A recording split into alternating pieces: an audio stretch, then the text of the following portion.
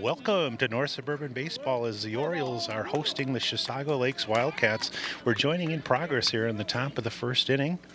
I'm John Fromm, and it's a beautiful day here at Derek Keller Field at Dakota Park. And as there you take a look at sophomore right-hander Kenny Ferrulli getting kind of an emergency start here as some of the kids were delayed with an AP Stats exam. So for Ferrulli, this is his third start of the year already, as he does have 2 wins. And batting right now for the Wildcats, the shortstop, number 00, Will Galick. Galick now batting.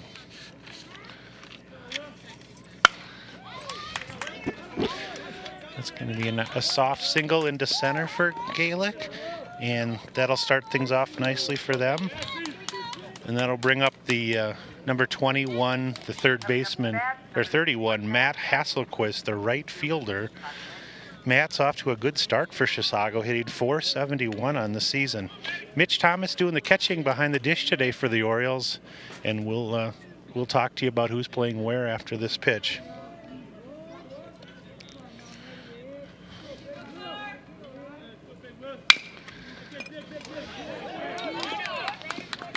And it's another single as Hasselquist singles sharply into left field.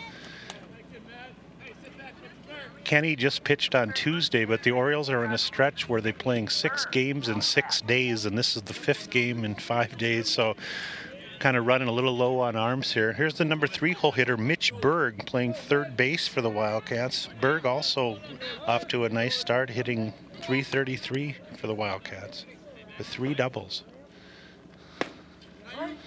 Nice strike there. So nobody out, first and second, top of the first here. If you just joined us, our first game of the year after the worst weather conditions ever in Minnesota in April. Happy to be here. Nice slow breaking ball there. Ferrulli really crafty. He just threw on Tuesday in the win over Columbia Heights, and he did pitch last week and got his first varsity win against Minneapolis South. He's got a nice breaking ball there. In the South game, the Orioles have a 6-3 record on the season, but they could very easily be 8-1. They split with Benilde to open the season, and then, as I mentioned, they swept South last Tuesday in a doubleheader. That one's peeled away. Count will ride along at a ball and 2 strikes here. So the Orioles played 4 games last week in 2 days, and then the rain and snow came in the middle of the week, and then they played last Saturday and then Monday through Saturday this week. So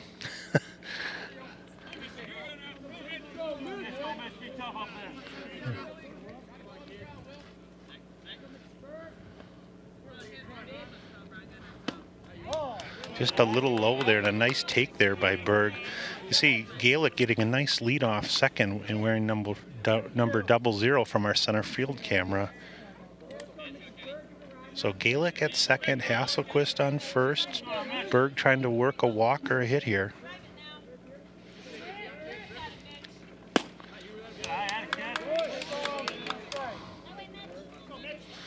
So full count here. See if Coach Collins, who's in his 27th year, and Coach Brown decide to send the runners here. Nobody out. That one hits softly into center. No one's going to be able to get it, and the runners were off the pitch, so another soft single as Berg softly hits it into center, and that'll load the bases with nobody out and bring a visit out here from Coach. And it looks like for the Orioles, Kenny Ferrulli was an emergency starter. We're going to have a break in the action as Ryan Fromm, who was the scheduled starter today, and the ace of the Orioles staff, is going to come in the mound. Paul, if you get a chance, go ahead and put up the graphics on Fromm. The senior was supposed to start this game, but he and several players had an AP Stats game. There you see in 2 games on the year, he's thrown 9 innings with 18 strikeouts and 5 walks, and his ERA a little over 1.5. Orioles have been getting a lot of pitching out of Ryan and Austin Brose, another senior. And also, besides Ferrulli, they've also been getting some work from Curtis Greenbush, who started last night. Cole Hoyt's been pitching some. There you take a look at the Wildcat lineup. Here you mentioned the bases are filled here.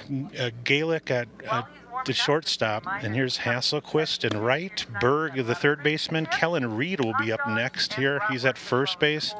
Davis, the catcher. Lindstrom, the center fielder. Biernath, DH. Magnuson, and Turk. So big number 24, Kellen Reed, who's one of the biggest kids in the North Suburban Conference, will bat next. Wildcats they take a look defensively. The Orioles, kind of a mixture of youth and experience here. Lucas Savage, the junior, over at third base. Austin Bro is a senior, playing short today. He plays short when Fromm pitches. Joey Giramillo done a nice job at second for the Orioles as a sophomore, and also pitched several innings this year. Greenbush, the left-handed hitting first baseman, and then around the outfield, one of the fastest in the league with Stennis, Hoyt, and Burnley. Stennis and Hoyt are going on to play college baseball for the Orioles. And then Mitch Thomas, the senior catcher, who did all the catching last year pretty much too, and has caught almost every inning this year. So tough situation for Fromm to come in here, but hopefully he's had a chance to warm up and mentally ready himself after the exam. He's going to face Kellen Reed, the first baseman here.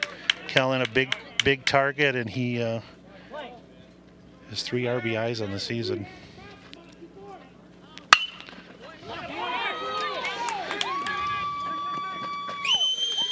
And the hits just keep coming for the Wildcats here as a line shot will plate 1 run. Who hit it so hard, he banged that into left field, and that'll bring up Joe Davis. So Reed reloads the bases here, and here's Joe Davis, the catcher. Davis, the catcher for them. So 1-0 early in the game here. Bases still loaded, nobody out. Nice fastball by Fromm. He's going to be playing baseball next year at South Dakota State, doing some pitching, and got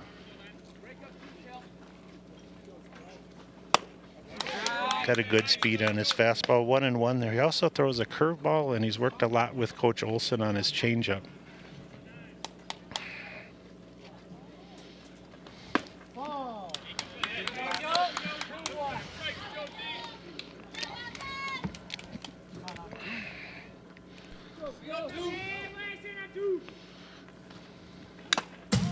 That'll be fouled back, so 2-2. Davis has timed that good, so 2-2 here. Beautiful day at Derek Keller Field. Still waiting on the scoreboard installation here, but we do understand the new scoreboard going in on the 22nd, so looking forward to that. Nice strike 3 on a breaking ball. He hit the inside corner, so nice breaking ball will be the first out, and that'll bring up Hunter Lindstrom, who number 7 is hitting .333 as well. Good athlete, multi-sport athlete, as a lot of the Wildcats are.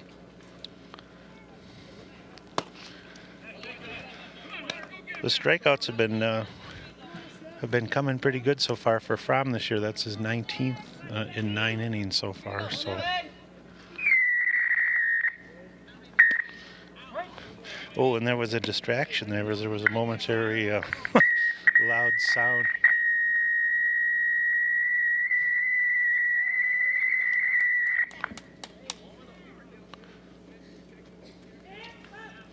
Having some technical difficulties, so there's another offer on that pitch, so there's another strike. 1 ball and 2 strikes, 1 down, bases still full of Wildcats. 4 consecutive hits to start the game, 3 off Ferrulli and 1 off Fromm. A beautiful breaking ball there as he almost locked him up. That'll make it 2-2. So 2-2, bases full of Wildcats.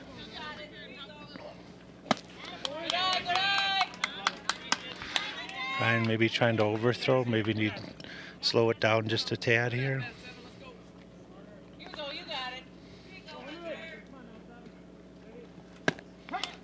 Gets another strike 3 as he hits that inside corner. So 2 down here, and that'll bring up Biernath. So 2 out, bases still full, and 2 called third strikes, and here's Biernath.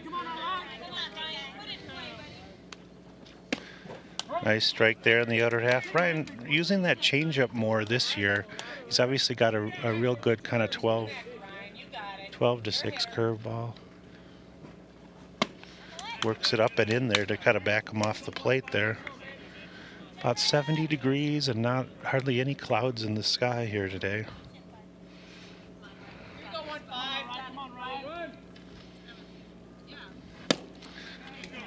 Nice job there as Ryan comes back. 1 ball, 2 strikes here as Fromm trying to get Biernath and get out of what's an enormous jam for the Orioles here. 1 run in already, base is still full. And he gets him locked up there, and he strikes out the side, 3 in a row here. 1 run does come in on 4 hits as the first 4 players reach for Chisago. And you got to tip your hat to Kenny Ferrulli there, who had to make an emergency start as Fromm and a couple of the seniors were late coming to the game because of the AP stats test, which they weren't allowed apparently to leave until after 4 o'clock. So, but for the Wildcats today, as we mentioned, longtime head coach Ryan Collins skippers the Wildcats. They're going to be going with. They're going to be going with, on the mound today, Louis Kastenbauer, number 22, is pitching for them today. For Kastenbauer, this is his 2nd game of the year. He's thrown 2 2/3 innings. So you take a look at the Orioles lineup. Brose, the shortstop, pretty much the same lineup as usual. Brose, Hoyt, Stennis, Fromm, Lucas Savage, Greenbush, Thomas, Burnley, and Jaramillo. Brose, Hoyt, Stennis, and Fromm are seniors there. Kind of a good mix of some youth there. Jaramillo, a sophomore. You see Kastenbauer's 3 innings on the year with 1 strikeout and 2 walks. This is his 2nd game. It'll be the last time the Orioles and Wildcats play in the same conference in baseball, as Chisago Lakes, St. Francis, and North Branch, as many of you know, are leaving the North Suburban after this season and will be joining the new conference. So, leading it off for the Orioles, here's the second baseman who's done a lot of, or shortstop, Austin Brose for the Orioles, the senior. Austin off to a really nice start at the plate. He is hitting .435 on the season with 10 hits and 23 at-bats and 6 steals. He's been a real good table setter for the Orioles and really done some good work from that leadoff spot. He batted a lot of 2-hole last year for the senior. Ooh, and that plunks him on the backside there, so not what the doctor ordered for Kastenbauer, as he does hit Brose, and as I mentioned, Brose leading the team with 6 steals on the year. And here's one of the fastest players in the North Suburban and in the state of Minnesota. Senior Cole Hoyt steps to the plate, playing center field this year for the Orioles. Hoyt's a 3-year starter for the Orioles, who's hitting .333 with a couple of doubles. These stats are from a couple games ago. And a lot of power in that bat, and he runs a 6'7", 6'8", 60, so he's going to UW La Crosse. He's going to UW La Crosse to play baseball on the Division III level next year. They were the state champions in the Wisconsin Conference last year, and I know they're excited to have Cole as a great athlete.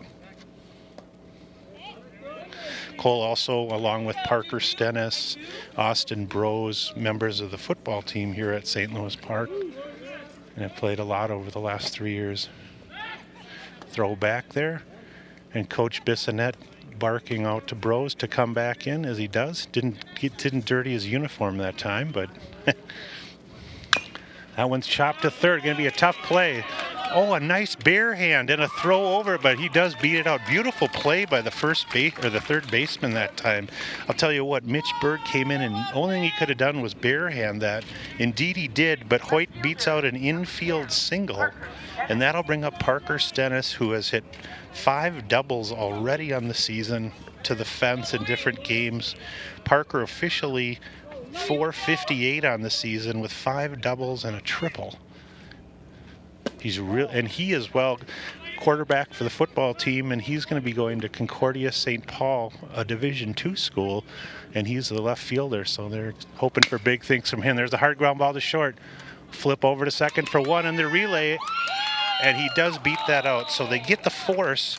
They get the force on Hoyt for the first out. Brose moves to third, and Stennis, with good hustle, beats it out down to first on the fielder's choice. And that'll bring up the pitcher today, Ryan Fromm. For Fromm on the year, hitting .415 with two doubles, a home run, And he, as well, is going to play college baseball next year at South Dakota State as a pitcher. That one to the backstop, and Stennis will be able to get down to second. So another runner in scoring position, and a 1-0 count on Fromm. You see Fromm sporting the high socks. Fashionably, he's one of the only guys on the team that pulls the high socks up. But a lot of the guys have bought the socks. They're going to put him on, I guess, to load the bases here. And in high school baseball, you can just do that with an intentional walk. You just can say that. So bases are loaded, and here we'll bring up Jake Luca Savage for the Orioles. For Luca Savage, he's hitting .318, banged out a couple doubles, couple of walks on the year. Big third baseman, good athlete, leading scorer for the hockey team this year. Big swing for Luca. Got ahead of him with a breaking ball there. Jake had an outstanding sophomore season at the dish for the Orioles as he hit near .375 as only a 10th grader. And that one's wild. Ooh, and Bro's not a good read on that. I don't know if he would have gone anyway. So Bro's at third, Parker Stennis at second, and Fromm at first. One down, ball and a strike to Jake Luca Savage, the third baseman. Luca comes in with a 6 foot, it's about 6 feet, 190, 195. Real muscular physique for the junior. Another big cut there, ball and 2 strikes. And for Kastenbauer, he works ahead in the count, 1-2. And Kastenbauer working with a, ooh, just a tad high on that breaking ball. Boy, that was almost there. So 2-2 count to Luca Savage.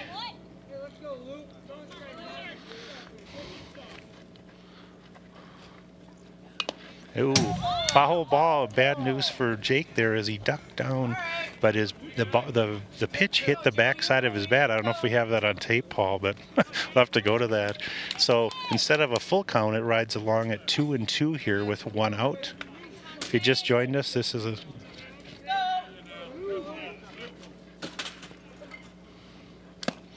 and a swing and a miss for Luca Savage as he, oh, I guess he fouls it off. Oh, a foul tick. Catcher wasn't able to hold that. So Jake stays alive there with a foul tick, and the count still 2-2. Joe Burnley, number 11 on the on-deck circle, the sophomore Burnley now batting for St. Louis Park, and that's high to make it a full count. So Luca Savage with a full count, 1 down, bases full of birds. Stops on third for 1, and Berg, the high throw over to first is wide.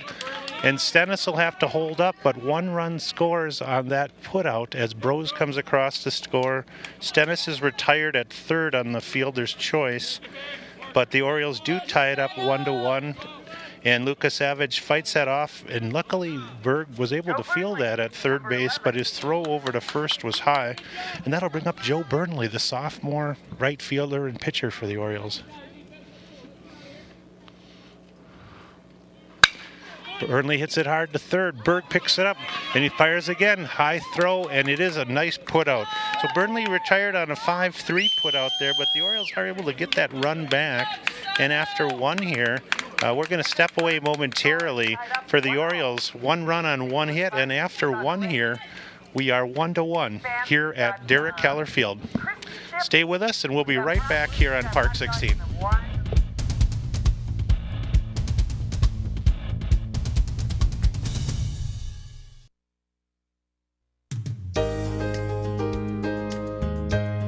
Hey, Joe, are you a male living in the United States or U.S. citizen overseas between the ages of 18 and 26? If you are required to register with the Selective Service System. Yes, you. Guys living in the United States and U.S. citizens abroad are required to register within 30 days before or 30 days after their 18th birthday. It's the law, and there are severe penalties if you don't register. However, registering with Selective Service ensures that you will remain eligible for student loans, government jobs, job training, and in many states, even your driver's license. More important than anything else, registering with Selective Service is a crucial part of becoming an adult and acknowledging your duties as an American citizen. It's simple and easy. You can register online at sss.gov or your local post office.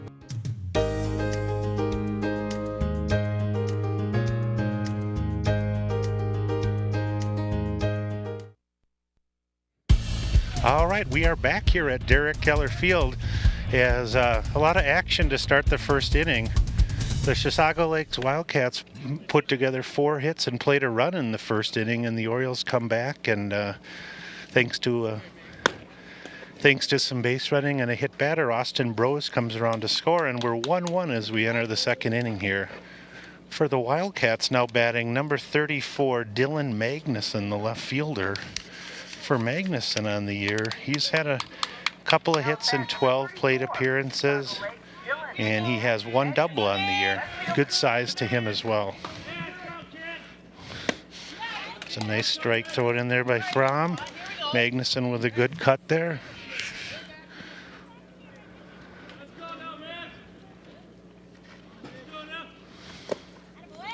Little low on the breaking ball there. 1-1.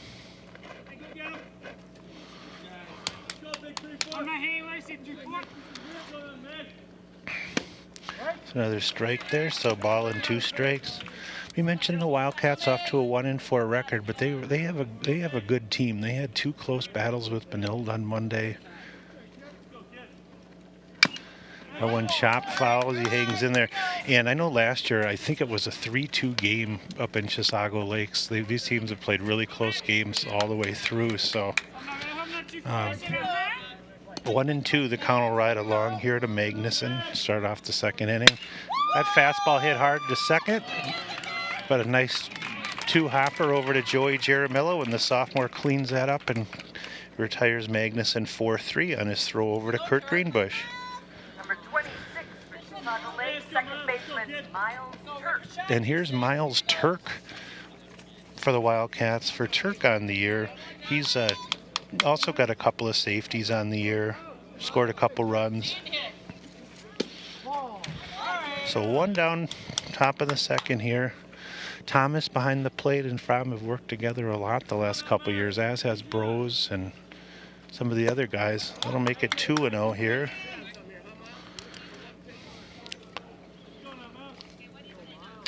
Don't know if they all had a chance to get something to eat or drink before they rushed over here, but I know Cole Hoyt was coming kind of late with that test too, so. One up and in, and Fromm falls behind 3-0 here to Turk. 3-0 is the count on Turk. That one down the middle for 3-1.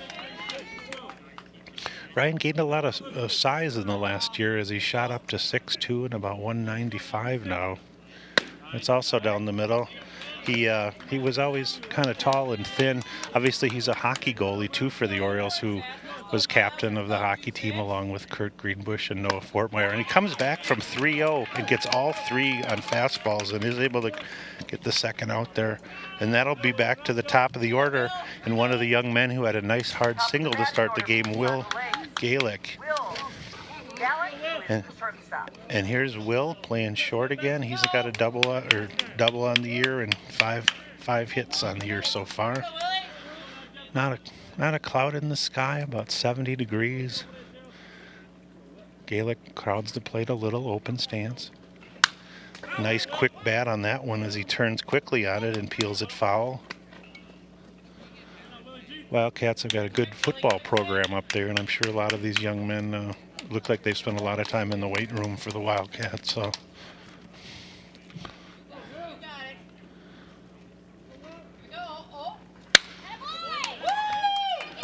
Nice stop by Joey Jaramillo on the line drive, as that was hit really hard by Will Galick, and Joey spears it in front of him and makes a nice 4-3 putout.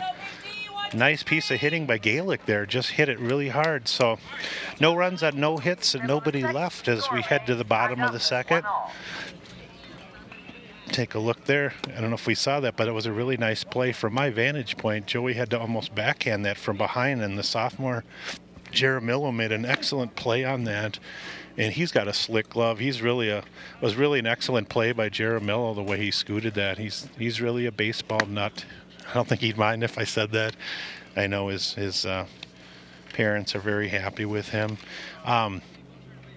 We should mention, too, this game is being played on Friday, May 9th. If you do see the replay of this over the weekend, the Orioles are scheduled to play Monday through Saturday next week now, but they're going to have home games on Tuesday the 14th, Wednesday the 15th, and Thursday the 16th.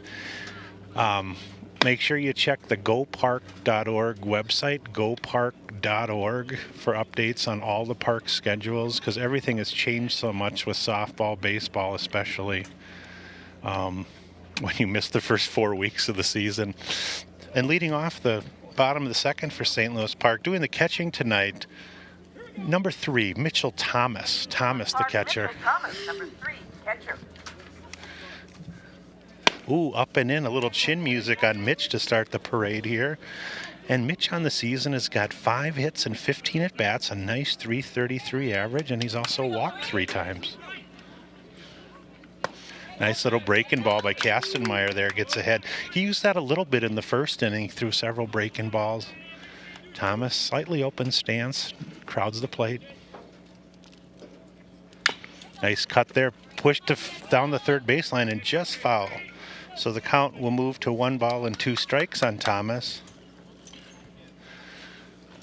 So the Orioles are in their 5th game of the week in 5 days. They will play Armstrong on Saturday tomorrow, 6 for 6, and then next week also supposed to play 6 games. So down and away, nice take. So they're kind of getting a feel for what it's like to play baseball at another level if you were playing it like in the minors.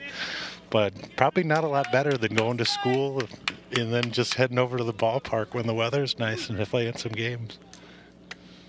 Good take as well, and Thomas will work that count full to lead off the second. Jordan Fracassi batting next for the Orioles. For Fracassi, if I don't know if you have that, Paul, but a couple of changes in the lineup here. So Fracassi, there's a nice pitch and a good cut by Mitch. He'll go down for the first out here in the second. As Kastenbauer records a nice strikeout there. It looked like a little breaking ball that was fading down and away. One of the only left-handers in the Orioles, well, the only left-hander really in the Orioles program, senior Jordan Fracassi, big, stockily built. Jordan really practiced hard last year, getting a lot of chance to play this year. Ooh, that one's little chin music up and in on Jordan, and Jordan also got 4 hits on 12 at-bats through to start the year for a .333 average. Nice to have a left-handed stick in that lineup to try to balance things out, give the pitcher a different look too. Little open stance, you can see there. Oh, and that's hit well to center. Over the center fielder's head and deep. And that's going to be a double, it looks like. A stand-up double for Fracassi as he leans into one there. And Jordan's got the size to lay into it, and indeed he sent that Kastenbauer pitch right back. Hit that about .325 to the center field fence. And that'll bring up junior Danny Foltz, number 23. Foltz now batting. You see how far that was hit as it shot over the center fielder Lindstrom's head. But Lindstrom did a good job getting that in to hold him to a double. So 1-out double by Fracassi, and that'll bring up Danny Foltz. Up and in on Danny. Danny doing some pitching as well. He did have some shoulder issues, and he was able to do rehab and member of the linebacking core for the Oriole football team. And that's hit hard back to the mound. Fracassi hung up between second and third, and they're going to lay it on him. And unfortunately for the Orioles, no man's land for Jordan Fracassi there. He had a big jump with his secondary lead off a second, and that was fielded cleanly by the pitcher. Jordan broke immediately to third, and he probably needed to stay put at second there. So Bros So Foltz will reach on the fielder's choice and back to the top of the order for Brose, who was hit by a pitch and came around to score the first run of the game for St. Louis Park. Austin on the year, as we mentioned, 10 for 23 with a couple of doubles. Hitting .435 going into the game. 4 walks, 6 steals, a real good on-base percentage. Speedy wideout for the Oriole receiving corps as well. Another high chin music there. I tell you what, he's got a really nice arm, Gaston Bauer. They've used only 6 pitchers on the year, but that is one of the challenges with all these games condensed. Everybody's having to use a lot. That's a fair ball right down the third baseline, and Foltz will wheel towards third, and they're going to send him home here. No, they're going to hold him up last second there. So a double right down the line by Austin Brose is able to move Danny Foltz to third. And if we take a look at that, there was a lot of chalk flying on that one, and we're going to have a momentary stop in the action there as you take a look at the replay. Ball hit hard past Berg at third base, and the left fielder Magnuson really had to run a long way, as that was way down in the corner here by the 310 marker. There you take a look at Mr. Collins, who's been the head coach here for 27 years at Chisago. Boy, he's seen a lot of successful pro players and programs come through here. Wildcat program, of course, developed, not a lot of people know this, but the Minnesota Twins area scout for the Midwest, Mark Wilson, graduated from Chisago Lakes before he went to UMD, and they've got a good relationship, and I think he said in his 27 years, he said to me, over 75 players have gone on to play college baseball out of the Wildcat program, so nearly 3 a season. That'll bring up Cole Hoyt here with 2 down, second and third. Hoyt infield single his last time as he hit that slow roller to third that Berg barehanded. Hoyt about 5'8", 170, real fast as we mentioned. That's hit deep to right center. I'll see if that's in the park. I believe it is. And yep, and that's just going to be a deep fly ball. So good contact. Nice double for Fracassi and a nice double for Brose. But unfortunately, even with back-to-back doubles, nobody scores. So Orioles now have 3 hits in the game. And we're going to step away momentarily here on Park 16. Make sure you stick with us for exciting North Suburban action.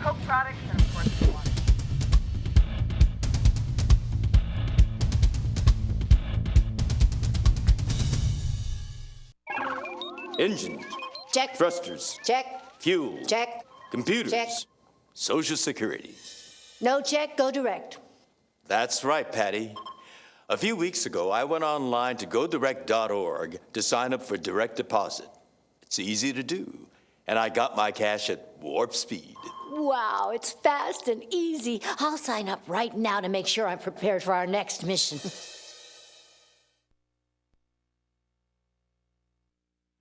Yeah, but do you like where he parked?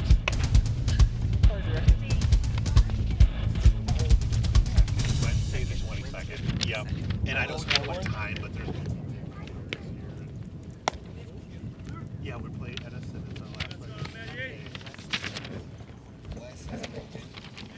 Yeah. Well, I mean, for the regular season. All right, we are back as I'm mumbling in the microphone here to start the top of the third inning here on a beautiful day. The 2-3-4 hitters will be up, and they all produced a hit the first time up. As Matt Hasselquist, the leading hitter for the Wildcats, will start things off. For Matt on the year, he hit a line drive single to left center last time. He's hitting .500 on the year. And you can see he's got 7 singles and a couple of doubles, a couple of RBIs, and him and Berg really producing a lot of hits for them offensively, and that's the 2 and 3 guys in the order. So 1 ball and 1 strike here as that one's called on the inside quarter to the right fielder. Matt with a very athletic, strong physique. That one's chopped to the right side. He just got a piece of it. That'll push it to a ball and 2 strikes. If you just joined us, top of the third here. Beautiful warm day.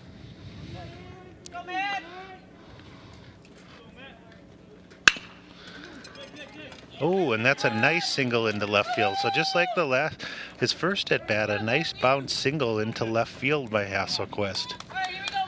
So nice job on the 1-2 pitch to make contact. That'll bring up the third baseman, Mitch Berg. Mitch also, as we mentioned, up there with plenty of 3 doubles already on the year, and he's hitting about 360 for them. He's the 3-hole hitter for them.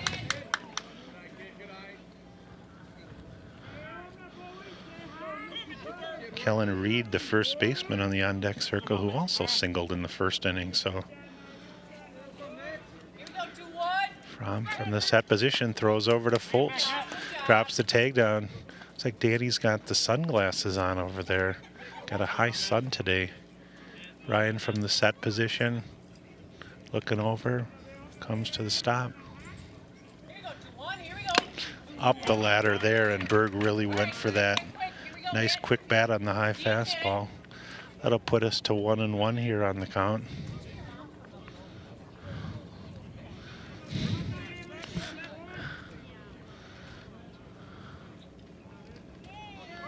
Nice breaking ball strike there. Now Thomas not able to hang on to that, and Hasselquist was off with the pitch. So we're going to count that as a stolen base. So Fromm gets a called strike on the breaking ball there. 1 ball, 2 strikes. Big Mitch Berg. Kellen Reed on the on-deck circle for the Wildcats.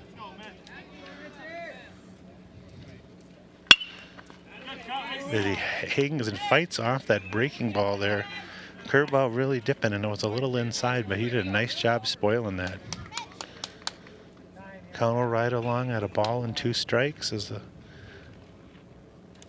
one of the coaches has to corral that down the right field line.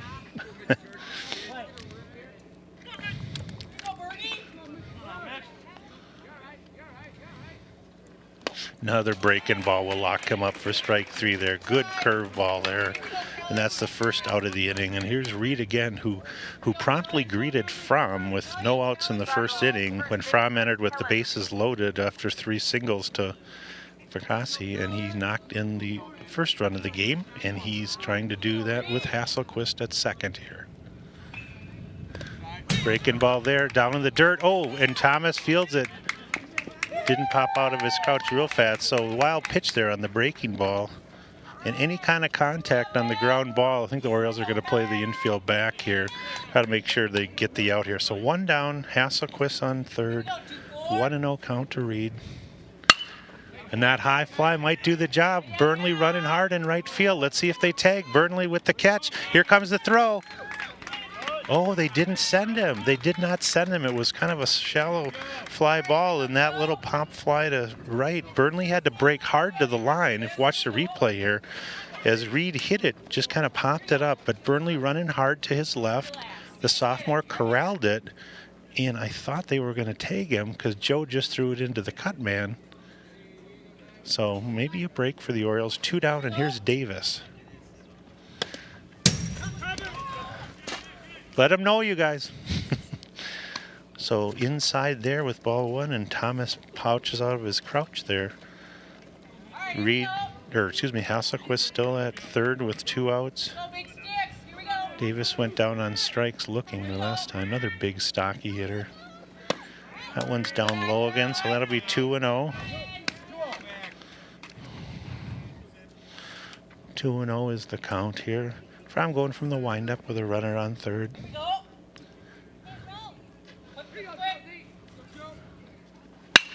That one also hit to Burnley in right field, just a routine fly ball. Burnley running over, and Fromm will get out of that with a couple of fly balls and a strikeout to right. And even though Hasselquist had the nice single, a couple of nice catches for Joe Burnley in right field. Joe coming back. Coach Jim Nunn we should mention this being the first game of the year. Coach Jim Nunn and head assistant Mike Olson are the new head coaching staff here at St. Louis Park. Nunn was the head coach at Minnetonka for 8 seasons, head coach of the Skippers, and also has coached in college at Concordia St. Paul. Take a look at the last catch there. And Mike Olson, one of the most renowned pitchers ever to come from the state of Minnesota. He was a 1980 graduate of St. Louis Park and also played 3 years in the minors. He was a second-round draft pick out of Park in '80. Through in the upper 90s in high school. I had a chance to watch him. So it's great for the Orioles and all the young pitchers that they've got a defined pitching coach. And Danny Bissonette was retained on the coaching staff, and he's in charge of the JV and the hitting. And Joe Spaeth, one of Mr. Nunn's longtime friends, is on the staff.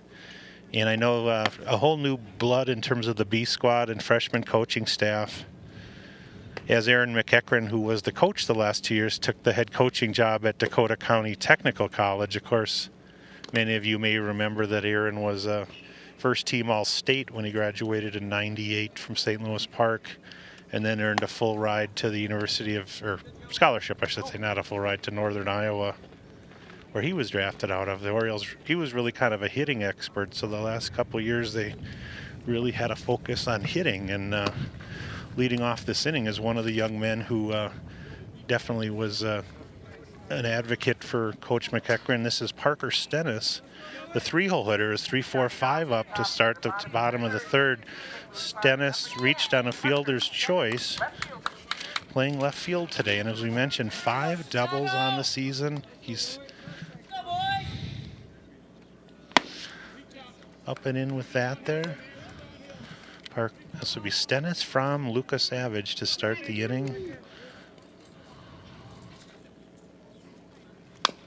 Little check swing roller there. We should mention already, with so many games in such a short amount of time frame, the Orioles have really done a nice job. I think 16 kids have actually seen some varsity action this year, and a lot of kids have seen some time on the mound. There's a swing and a foul tick there, so ball and 2 strikes to Parker.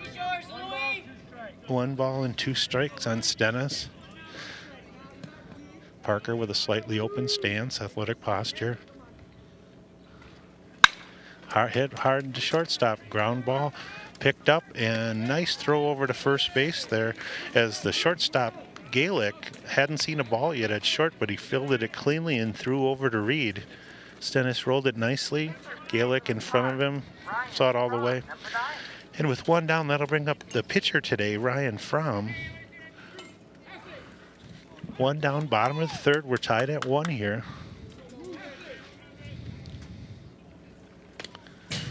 Take on that one. Fromm and Kurt Greenbush are the 2 gentlemen who've hit home runs, but I know Joe Burnley has hit a couple to the fence, and the Orioles have a .367 team batting average going into the day. There's a high pop to shortstop there. Plenty of room there for the third baseman, and he is able to squeeze it, so Fromm pops up to third there for the second out of the inning, and Jake Lucasavage will come to the plate now. Jake officially on the day 0 for 1. I mentioned Fromm had walked the first time, so he was 0 for 0 as they gave him an intentional walk. There's a hard grounder right to third, and a beautiful play by Berga. The diving throw and over to first base on the 5-3 putout. So Lucas Savage hits it really hard, but some great defense by the Wildcats on the 5-3 putout. We've seen some nice work from Berg. You watched the replay of that. He had that barehanded play in the first inning on the throw, and that was an excellent 5-3 putout. So we're going to step away for just a minute here. Make sure you stay with us here on Park TV. We're still knotted at 1.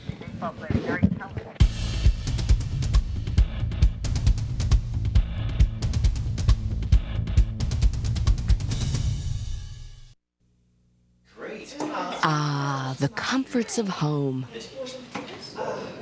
of gathering around a meal, spending time with loved ones in a safe, warm place.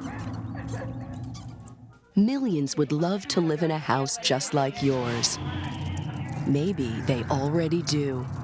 Learn how to protect your family at pestworld.org. We We are back to start the top of the fourth inning here on Park 16. Our first baseball game of the season for the Orioles, that we've covered at least, as we will be with you twice next week too. I believe we're going to cover a couple of very important games in the North Suburban, as the Cooper Hawks, who are undefeated, are coming in town on Wednesday. And next the 15th, and then on Thursday the 16th, we'll be carrying that game against a real good St. Francis club that just beat Totino Grace the other day. So kind of take a look at it through 3 innings. The Wildcats are run on 5 hits. Of course, the first 4 guys in the first inning had hits. So batting for them, they're going to have the 6, 7, 8 hitters. Lindstrom, who went down on strikes the first time, center fielder. Then and then here's Brian Biernath on the on-deck circle too. So Fromm starts it off with a strike there.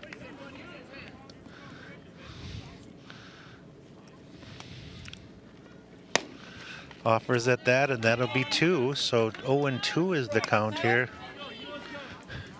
So Biernath trying to, Lindstrom. Biernath's on the on-deck circle, the guy you see in the background. Thomas with the signal. Up, and they got him on the foul tick there. So 3 pitches and an out here, just what Fromm and Thomas wanted to start the top of the fourth, and that'll bring up Ryan Biernath, who went down swinging in the first inning as well.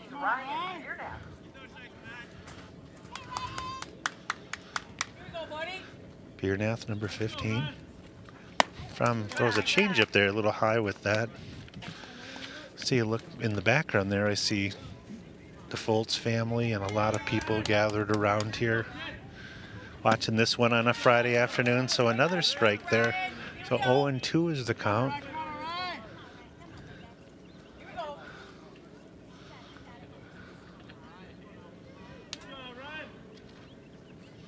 Let's up a little bit on that, and that'll be high for, I think we got a 2-2 count here. 1 down, top of the fourth. Fast moving game here at Oriole Park. And he gets him on the fastball there as well. So 2 up, 2 down on strikes that time. Oh, excuse me, it was 2-1, my bad. Now it's 2-2. So 2-2 to Biernath here. That one, nice job following that off a little bit behind that. Mitch Thomas pretty much calls all the pitches here.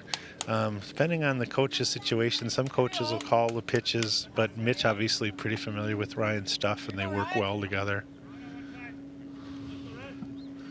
That breaking ball just hit over to second, and Jaramillo with a nice job fielding that up. Nice job by Biernath just to make some contact on that. It's a good curveball there, and Jaramillo, the vacuum cleaner, scooped it up there. Once again, around the infield for the Orioles, Danny Foltz, the junior, at first. Jaramillo, the sophomore, at second. Austin Brose, the senior, at short. And junior Jake Lucasavage at third. So Fromm starts off. Magnuson also with a strike. Dillon hit a hard line drive to second base in the second inning for the first out of the inning. Officially 0-1. Ball and a strike here. We should mention, if you want to keep up to date on the Oriole baseball team, go to mnbaseballhub.com, mnbaseballhub.com. The whole schedule's there. There's another chopper to second, and Jaramillo steps back, and another 4-3 put out, and a quick 1-2-3 inning again for Fromm, and just what the doctor ordered in terms of not too many pitches. So I'm sure Paul Broden in the truck will be happy. We have a quick moving game, and in covering the doubleheader last night for girls softball, I don't know if it was always as fast as Paul wanted. So yeah, we should mention a special shout out to Mike Resnick and Paul and the staff for covering the doubleheader yesterday. I know earlier on in the week, Paul had to cover a doubleheader for girls and boys lacrosse over at Benilde. So, and then last week, Paul had a girls softball doubleheader. So he probably won't know what to do since we don't have a second game today.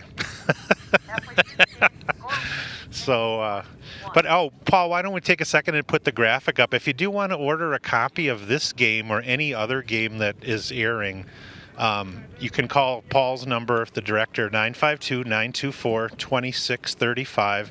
It's only $10 a DVD if you buy 3 or more, and you can buy them for any of the games that have ever been on.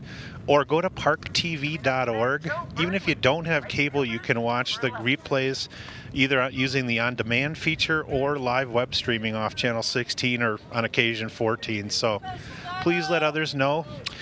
And to lead off the bottom of the 4th for St. Louis Park, the right fielder today, Joe Burnley. Burnley now batting for St. Louis Park. Orioles are hoping Joe is able to come back and do some pitching. He had some elbow trouble over the winter, and he was hoped to be one of the mainstays of the staff, but they're hoping in the next week to ease him in before the playoffs and Legion season starts. So Joe, along with Jake Lukasavage and Fromm, all played over the winter, and Cole Hoyt a little bit with the Minnesota Blizzard, and he got a lot of reps and did some pitching and a lot of center field. He also is a basketball player at Park. And on the season, Joe, with a nice start, 8 for 22, 2 doubles for the sophomore, 364, and he's got good wheels, 3 walks and three stolen bases already. So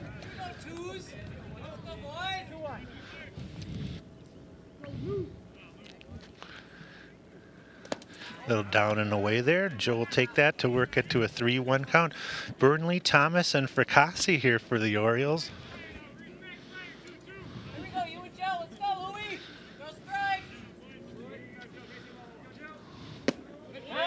Just right on the inside corner there, and that'll take it to a full count here. Nobody out, bottom of the 4th inning. Sun-drenched day here at Derek Keller Field. And a swing and a miss there, and I'll tell you what, really nice work on the mound here. We hadn't seen Kastenbauer except for 3 innings on the season, but he has stepped forward with a really nice outing so far, and with 1 down in the 3rd, Mitch Thomas will bat again. Mitch went down swinging in the 2nd inning, and he's doing the catching today. As we mentioned, all the teams having to use 6-7 pitchers. Kastenbauer had only pitched 3 innings going into the game, as Kellen Reed had been their main workhorse. But they'd also used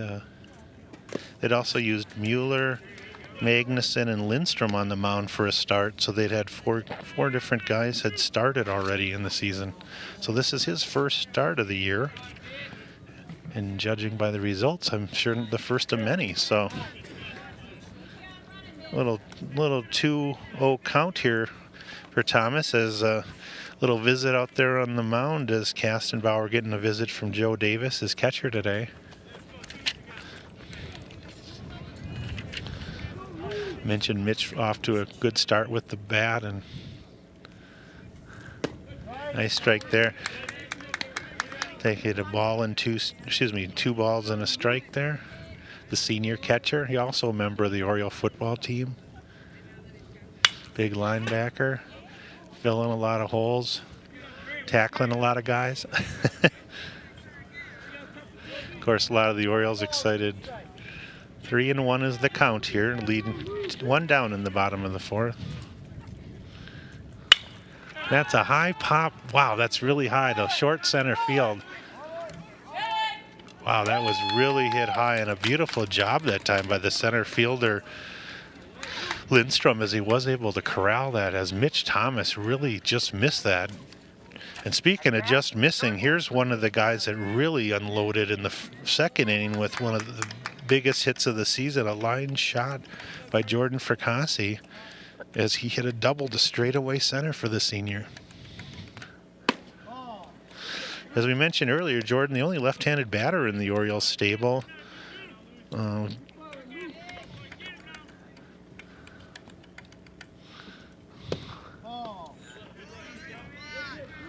So a couple of balls to start it off with 2 down here in the bottom of the 4th inning. Going up the ladder again here.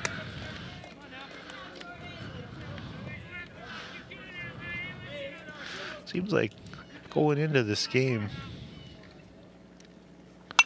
going into this game, the Wildcats had it looks like one of their bugaboos probably was their walks. They had walked 28 batters in 31 innings, but that has not been an issue today, as except for the intentional walk, no walk so far. Right back up the middle, and Fracasse's got another single. 2 for 2 for Jordan. Nice to see the senior parking out at first base there with another hit as he ups his average as well. And that'll bring up Danny Foltz for the Orioles. The junior Foltz. First baseman Danny Foltz. Couple of hits on the season, stolen base. He, along with Curtis Greenbush, a couple of the left-handed pitchers St. Louis Park has in the junior class. There's a nice shot to left, a line drive, but that's going to hang up, unfortunately. So line drive shot that time by Foltz, but he hit it right at Dylan Magnuson. And that will put 3 outs on the board and allow us to take a break here. We're flying right along. 4 complete. We're still knotted at 1 here on Park 16. Stay with us.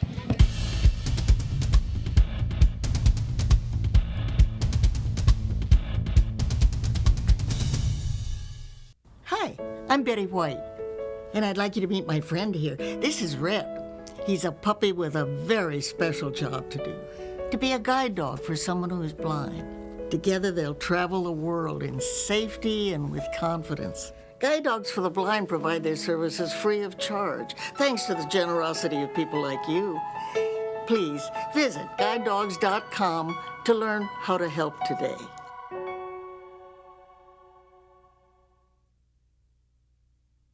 We are back to start the 5th inning here.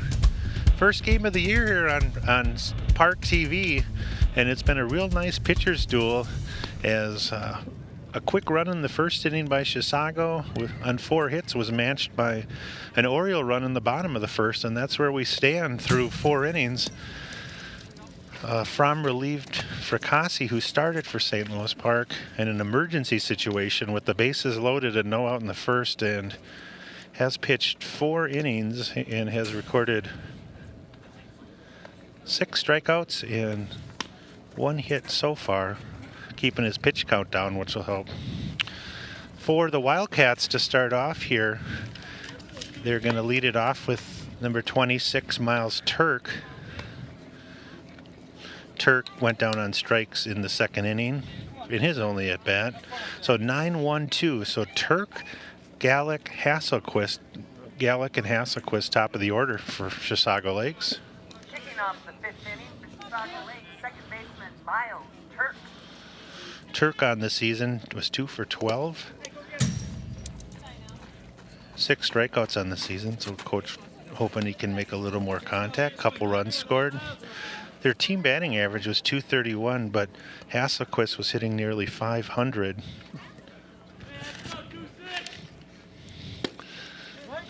There's a strike for Fromm to start off here in the 5th inning.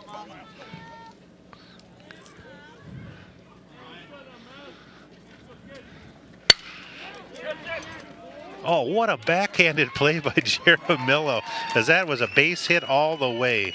And Joey Jaramillo showing why he's in the starting lineup and playing as a sophomore as he ranges hard to his right. Beautiful backhanded play. Plants the back foot, plenty of time. Nice job, Joey Jaramillo. Back to the top of the order, and Will Galick will bat. He's officially 1 for 2. He singled to start the game with a line drive and then hit another ground ball to second. Joey's had a lot of ground balls this game. I believe he's had, that's his 5th ground ball already. 2 fly balls, 5 ground ball outs, and 6 Ks so far. So keep those fielders on their toes, not working too deep in the counts, a lot of strikes, and that works the inside corner to strike 1 here on Galick. Galick on the year, good speed in the leadoff spot. Double on the year, couple of RBIs for Will. Beautiful Friday afternoon here at Derek Keller Field. Beautiful day to be out and watch some ball. Fromm just misses outside there. Primarily he's relying on his fastball and curve.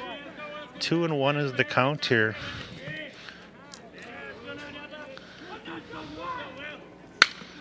That one chopped to third. Nice job by Lucas Savage. Just fields and a nice clean throw over to first and a nice 5-3 putout.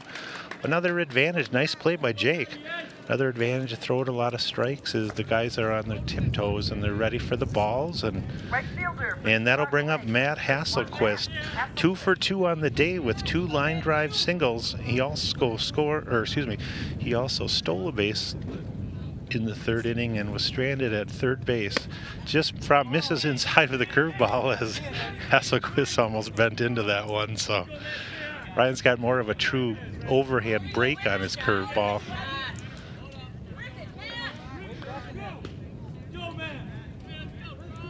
Two down.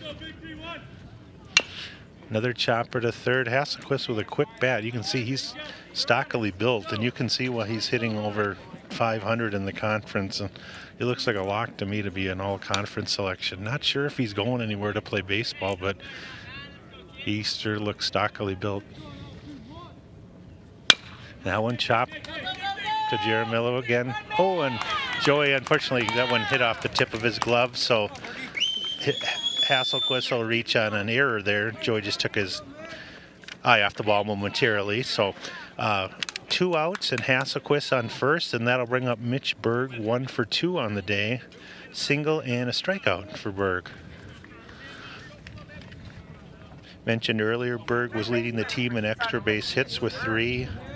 It also was leading in RBIs and also had the most walks. So that one popped up foul as he tried to time that one real good. Yes, top of the 5th inning here, 2 down, and Hasselquist on first after the error. Still knotted at 1. Fromm takes a look at Hasselquist, see if Hasselquist is running. He stole last time. Gonna stay put, breaking ball. Oh, and a delayed steal. Nobody covering second, and a beautiful play by an absolute gorgeous delayed steal by Matt Hasselquist. If you can break that down at the end of the inning, Paul, I don't know if you can save that. He waited until Mitch Thomas caught the ball, and Mitch was transferring it, and then he just took off because he didn't think any of the guys were watching at short or second, and indeed, he gets another steal. So, see if Fromm can work around that. 2-1 the count on Berg here. Oh, and he does ring him up on the outside corner there. I don't think Mitch Berg very happy with that. But the error doesn't materialize in anything, so no runs on no hits and 1 left. 4.5 complete. We're still at 1 here. So score locked at 1, and don't know if Chisago Lakes and St. Louis Park have hot dates lined up for this Friday evening, but if they do, with prom coming up next week for St. Louis Park, they might be able to make those plans tonight. Take a look there. Chisago Lakes started out, as we mentioned, the first inning with 3 straight singles off emergency starter who had pitched Tuesday. Kenny was coming back on 2 days rest, which wasn't fair, but we mentioned Kenny did just a great job pitching a couple starts this year, and I know Joey Jaramillo's seen some time on the mound. Take a look at some of the pitching stats. Nate Orton also done a nice job, the right-hander on the mound. He's a side armor for the Orioles. Lucas Savage pitched 5 innings. Jake did a nice job in relief. Pitched 3 innings in relief at the Hopkins game, and then had a nice win the other day on the mound for the juniors. So, and Kurt Greenbush really had a couple good innings on the hill last night into the Totino game. Things got away from the Orioles in the 4th inning, or 3rd inning, but leading off the bottom of the 5th with 2 hits already on the day, here's Austin Brose with a single and double. And that one's going to be grounded foul, and Danny Bissonette, I think that's Danny down there, not able to come up with that cleanly. Of course, Danny's former St. Louis Park player and in his 4th year with the program. Nice breaking ball there, going right to left, and Austin way out on the front foot there. Rosie leading the team in hitting. He's banging out at, he's hitting nearly 470 now with those 2 hits. And that one's hitting to the gap, and that's going to fall for his 3rd hit as that falls aimlessly. Lindstrom with a nice effort to dive on that, but 3 for 3 for Brose for the game, and a leadoff single here for Austin. So he fought that off nicely, and Austin must be hitting about 500 now. So he's leading the team, and here's Cole Hoyt for the Orioles. Hoyt with that infield single in the first inning and then flew to right. He's officially 1 for 2 on the day for the center fielder, senior. Oh, good cut on that one, just foul back. Mentioned Cole along with several of these guys. I think we got 5 football players that started for the Oriole football team in the fall. And Cole going to UW La Crosse to continue his baseball career next year.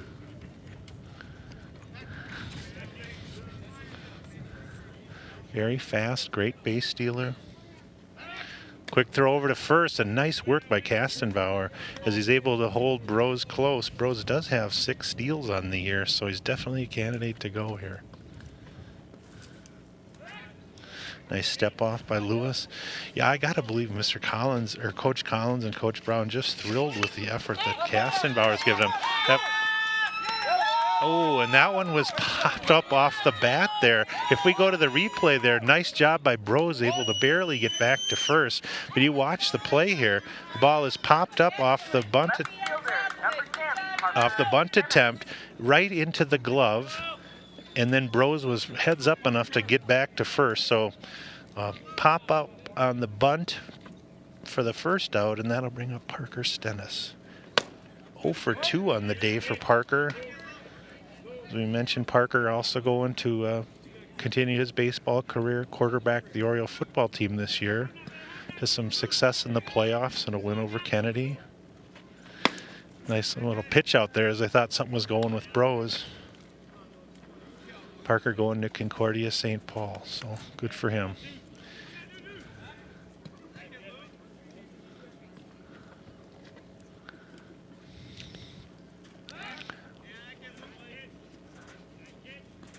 Little step off there by Kastenbauer. Back. Oh, almost got Brose leading that time.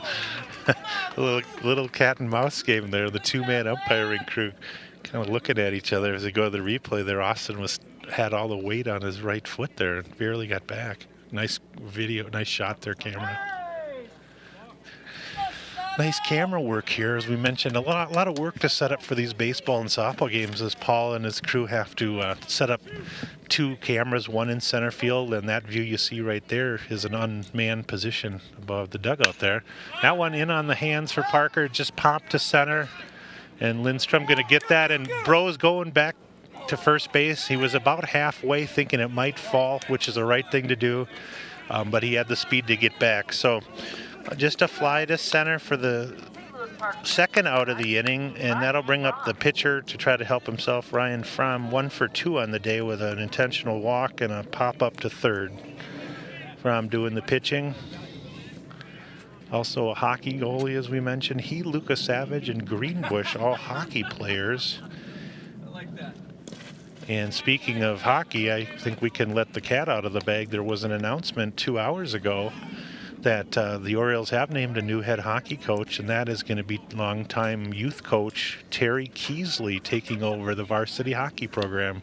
Terry's son John is an 03 Park grad, and Angie an 05, and they both had excellent college hockey careers. John was an All-American at Gustavus. Angie was an alternate for the Olympic team. And indeed, Terry Keesley, your new boys hockey coach at St. Louis Park. I know a lot of happy faces, and congrats to Terry, longtime resident. I know he played some hockey at UMD back in the late 70s. And Keesley Pond is kind of infamous in the city as a place that was gathering point for a lot of the teams. I know Danny Bissonette's got to be happy. He's an 03 grad, and John was one of his teammates growing up in baseball and hockey especially. So yeah, and we should mention, and Paul, good point, there's a new football coach at St. Louis Park, and I forget I apologize, I forgot his last name, but he teaches at the junior high, and I know, so staying inside the city here, and I know he was the defensive coordinator at Washburn for 5 years, and Andy Ewald was telling me he's really happy to have somebody that's a teacher in the district. That just popped up again as Fromm under that one. Popped up to short. And a mile-high pop as Fromm just under that. And close but no cigar here. So a single by Bros is harmless for the Wildcats, and after 5 complete, we're riding along 1-1 here. So stick with us here at Park 16. We'll try to get you some runs.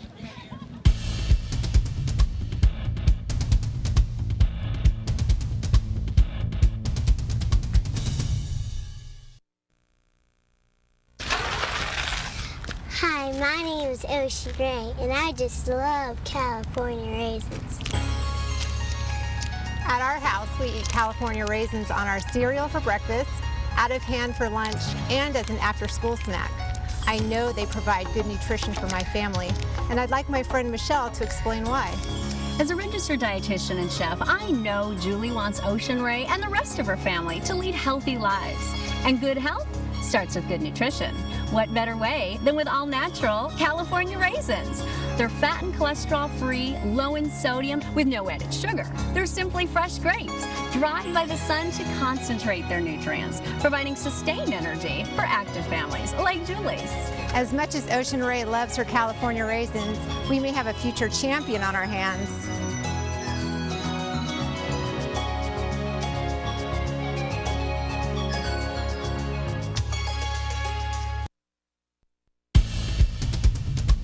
At Derek Keller Field, I'm John Fromm, and 5 quick innings are in the books, and we're knotted at 1 as Louis Kastenbauer and Ryan Fromm doing a nice job for their respective teams and going head-to-head. And for the Wildcats, the 4, 5, 6 hitters in the lineup, Reed, Davis, and Lindstrom to lead off. Reed with that open stance, officially 1 for 2. He greeted Fromm just like he did there with a line drive in the same way he greeted Fromm in the first inning. Fromm's first batter of the game, and Reed hit a line drive to knock in the only run of the game. And there he also hits a nice line drive to he was looking for a fastball all the way, and he was geared up for it. And that'll bring up Joe Davis, the catcher, officially 0 for 2 with a fly to right field and a backwards K. So strikeout looking, I should say. So Reed on first with a nice sized lead there, held by Danny Foltz. Nice job by Danny there, able to make that stop, and nice left-handed glove over there.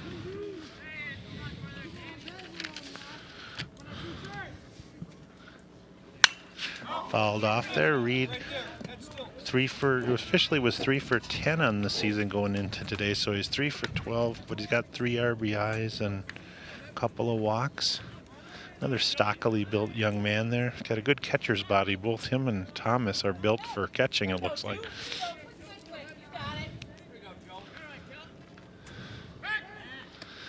I'm trying to make sure they stay close there. Go ahead run at second here. We're in the top of the 6th inning. There's 7-inning games in high school baseball. Danny Foltz. I think that's Coach Collins down there, was kicking the base, trying to clean it off. So nobody out. Kellen Reed at first with a leadoff single. Bunt attempt taken that time as Lucas Savage was charging at third. Little breaking ball.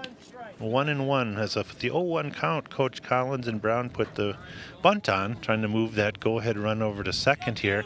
Lucas Savage right in on the grass. We'll see if he charges hard. There is a strike on the batter, so.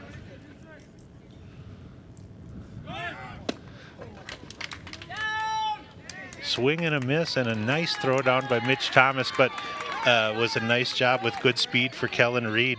Also a tough way to throw for Mitch. I don't know if we can show the replay there, but Davis swung and missed, and on his follow through, his momentum carried him over the plate, so Thomas didn't have much of a angle to throw back. So tying run at second, or go ahead run at second. But that's strike 3, and Kellen Reed not too happy, or excuse me, Joe Davis not too happy, but that's only the first out for them. And that'll bring up Lindstrom, 0 for 2 officially. So Reed down at second on the single and then the stolen base. 1 down. Lindstrom up now here. Number 13 for Lindstrom. He'd only had 3 at-bats on the season going into the game. He's got 2 more now, so he's oh, I'm sorry, we have a pinch hitter. Number 13 now batting for the Wildcats. And I do not have my roster sheet because it was taken away by the announcer. So number 13 now batting for the Wildcats, pinch hitter. Oh, I apologize. Now, the name we got here was Gabe Gustafson. Gabe on the year, 2 for 9 with a double, 2 RBIs, and a walk. So must have some pop. Very compact, athletic stance here. Throwing down low. They have a lot of young men who are spending a lot of time in the weight room. So for Gustafson out of the game, officially 0 for 2. Lindstrom officially 0 for 2 out of the game. Up and in for Fromm, going high with the fastball and hard. Orioles had a definite advantage in team batting average for going into this game, but from game to game, nothing really matters. Nothing carryovers. That was a high fastball that he probably wishes he wouldn't offer that, and it is fouled back into our group of fans. Pretty nice crowd on hand there, Paul. As you can see, you know, several Oriole fans. Beautiful day to come on out here and watch some of the guys. So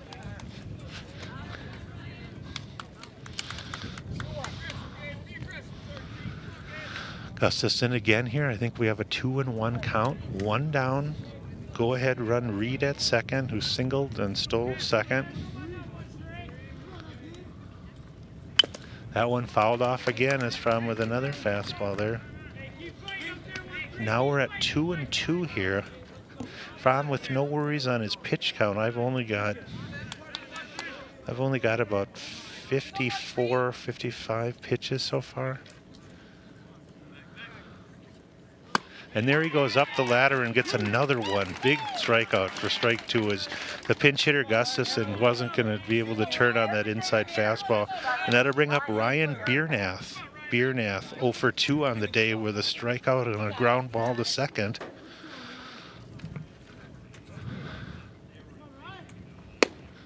Just misses a little bit inside there.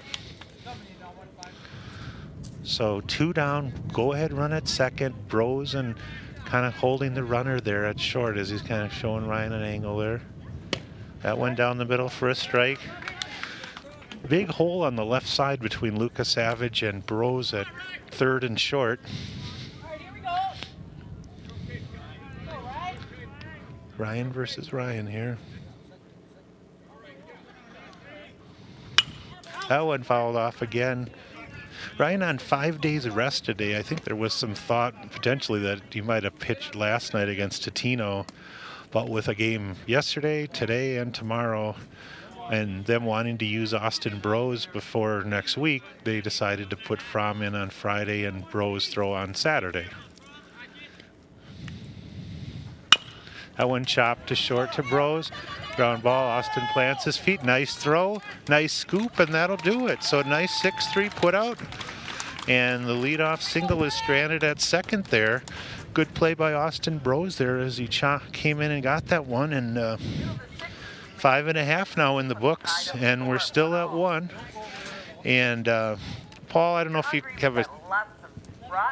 didn't have a chance to talk about it, but on the Orioles have 3 home games next week, but on Wednesday, May 22nd, the new Derek Keller scoreboard is going to be installed finally here at Derek Keller Field.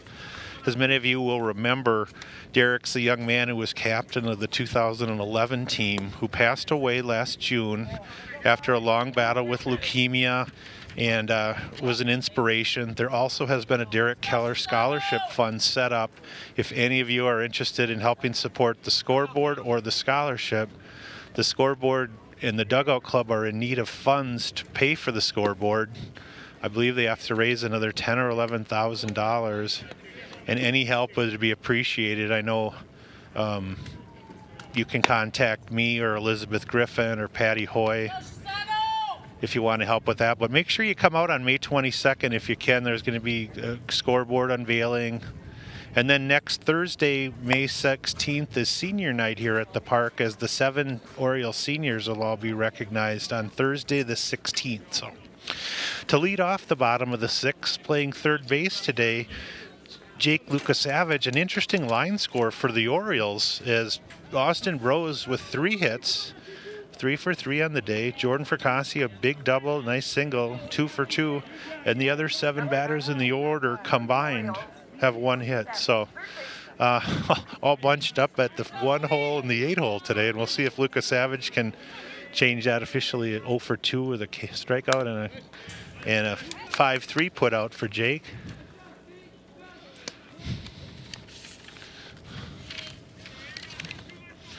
Luca hitting .318 on the season with a double, couple of walks. That was a little hanger there, just pulled foul. That was a little inside. But yeah, as we talked about Jake and Curtis Greenbush, a couple of the big hockey players, 2 leading scorers on the Orioles and are also on the baseball team. Good breaking ball down and away by Kastenbauer, I tell you, really impressive for Lewis today. We mentioned he gave up 3 hits to Brose, 2 to Fracassi, and then 1 infield single to Hoyt, and that's it. Just 6 hits. And look at that breaking ball, just chopped down the first baseline. Kastenbauer, some bad fortune there as Kastenbauer and Berg run into each other, and Lucas Savage going to be credited with an infield single. And boy, you don't often see that putt. Full swing, little chopper. Lucas Savage hard out of the box. Kastenbauer does the right thing, sliding down on a knee, but unfortunately Berg ran into him. It would have been a really hard throw. So a little bit of a break for the Orioles, and that'll bring up sophomore Joe Burnley, officially 0 for 2. 0 for 2 with a ground out to third and a strikeout. As we mentioned, Joe having a nice season, a great season for the Orioles. He benefited, I think, last year, too, as only a 9th grader. He practiced the whole season with the varsity and got a lot of reps with Mr. McEachran and then a lot of work this winter besides the Blizzard program, too.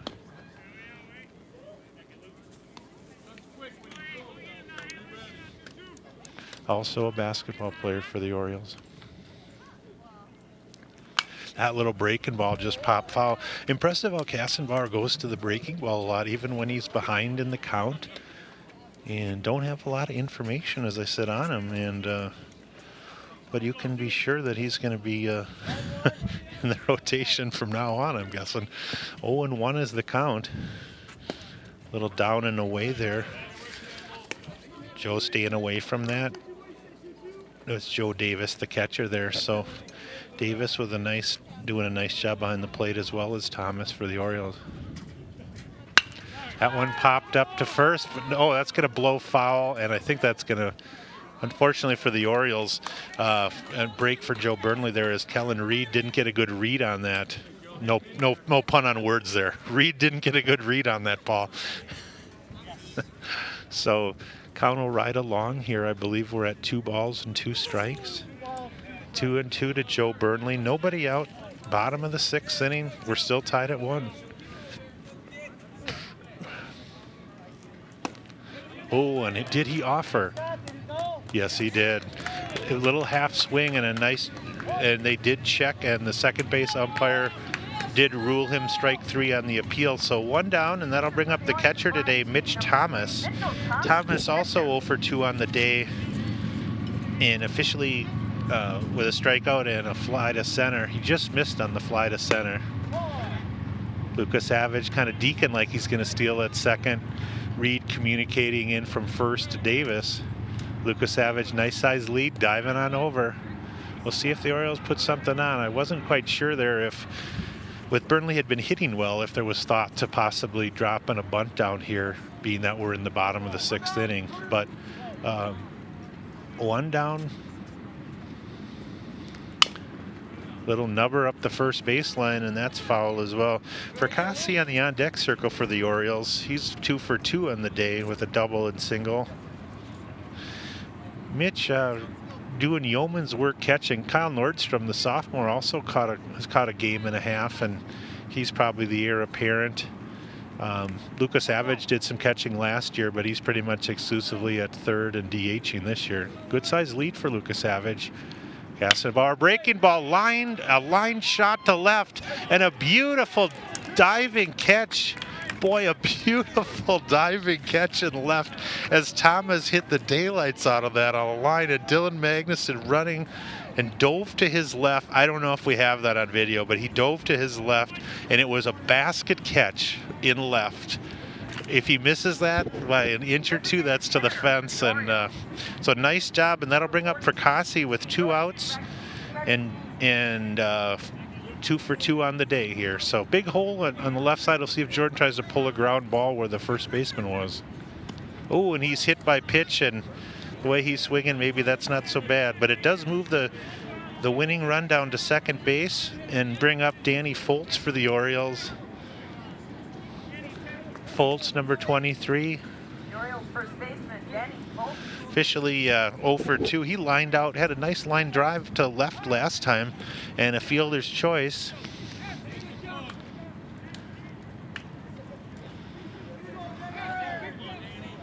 First and second, Lucas Savage leading off second. Fracassi on first, 2 out. Danny with a big swing and a miss there. Pulled his head just a tad on that one. Take a look at the big right-handed batter. He's a left-handed pitcher, but a right-handed batter like Greenbush. Good take on that slow breaking ball. Count will be at 1-1 here.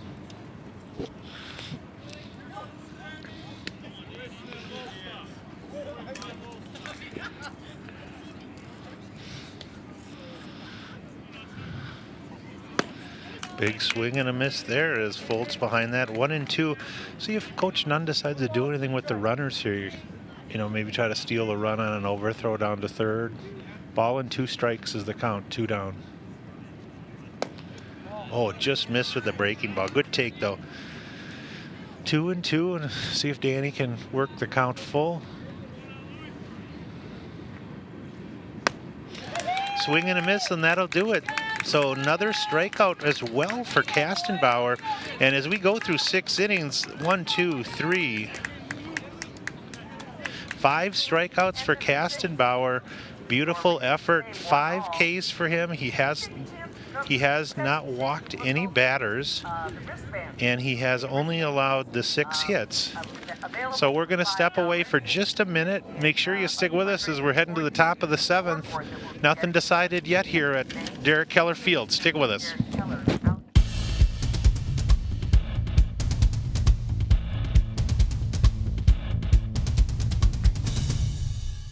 Patty, let me be honest with you. Won't filing for Social Security benefits online be confusing? George, it's simple and easy, and you can do it in your pajamas from the comfort of your own home. Oh, my. You've navigated through asteroid belts, right? Oh, sure. Plenty of times. Well, compared to that, navigating socialsecurity.gov is a snap. Really? It's so easy. Even Kirk could do it. All right, we're back for the 7th inning, just conferring with one of the fathers of one of the Orioles players about the nice work Kastenbauer's done on the mound, as well as Fromm, and several big lads out there for both teams. I tell you, there's a lot of football players out there. Definitely, even though it's a baseball game. So, top of the 7th, and we're going to have, I believe, number 19 batting. Another young man entering the game here, as they'll try to break through with something. Is Magnuson not going to hit another pinch hitter here? See if we can get a name on this pinch hitter. For Burkholz, 1 for 3 officially on the year with an RBI. We'll see if he can start anything off for the Wildcats. And there's strike 1, just what the doctor ordered for Fromm. So Burkholz to start it off here for them in place of Magnuson, and then Turk, and then the top of the order. Just a tad inside, so a ball and a strike here.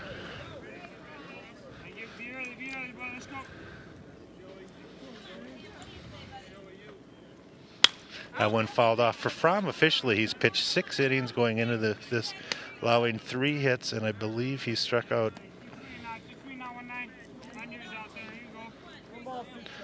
9 so far. 1-2 is the count here. Oh, he fouls it off. Chipped up to Fromm. Slowly hit. Fromm with an underhand scoop and a 1-3 retire there, because he was really tied up on that. So with 1 down, as you see the replay there, he was really tied up on that little chopper, and Ryan chopped off the mound. Used his glove because he had time, and then the underhand flip to Fultz. And that'll bring up Miles Turk. He's 0 for 2 in the game with a strikeout and a ground out to second. A little bit high with that. I'm not sure exactly what his pitch count is. I'm trying to do the book and keep tabs of everything, so I need some help. That's hit hard to second. Jaramillo stays down on it. It was right at him. Another 4-3 put out for Turk. Jaramillo, I think that's his 7th or 8th chance already, and he's made some really good plays. And nice to see. So 2 down, and Will Golick, the shortstop, 1 for 3 contact each time. Line drive, single the first at bat. He has scored the only run of the game. Number 00, as you see.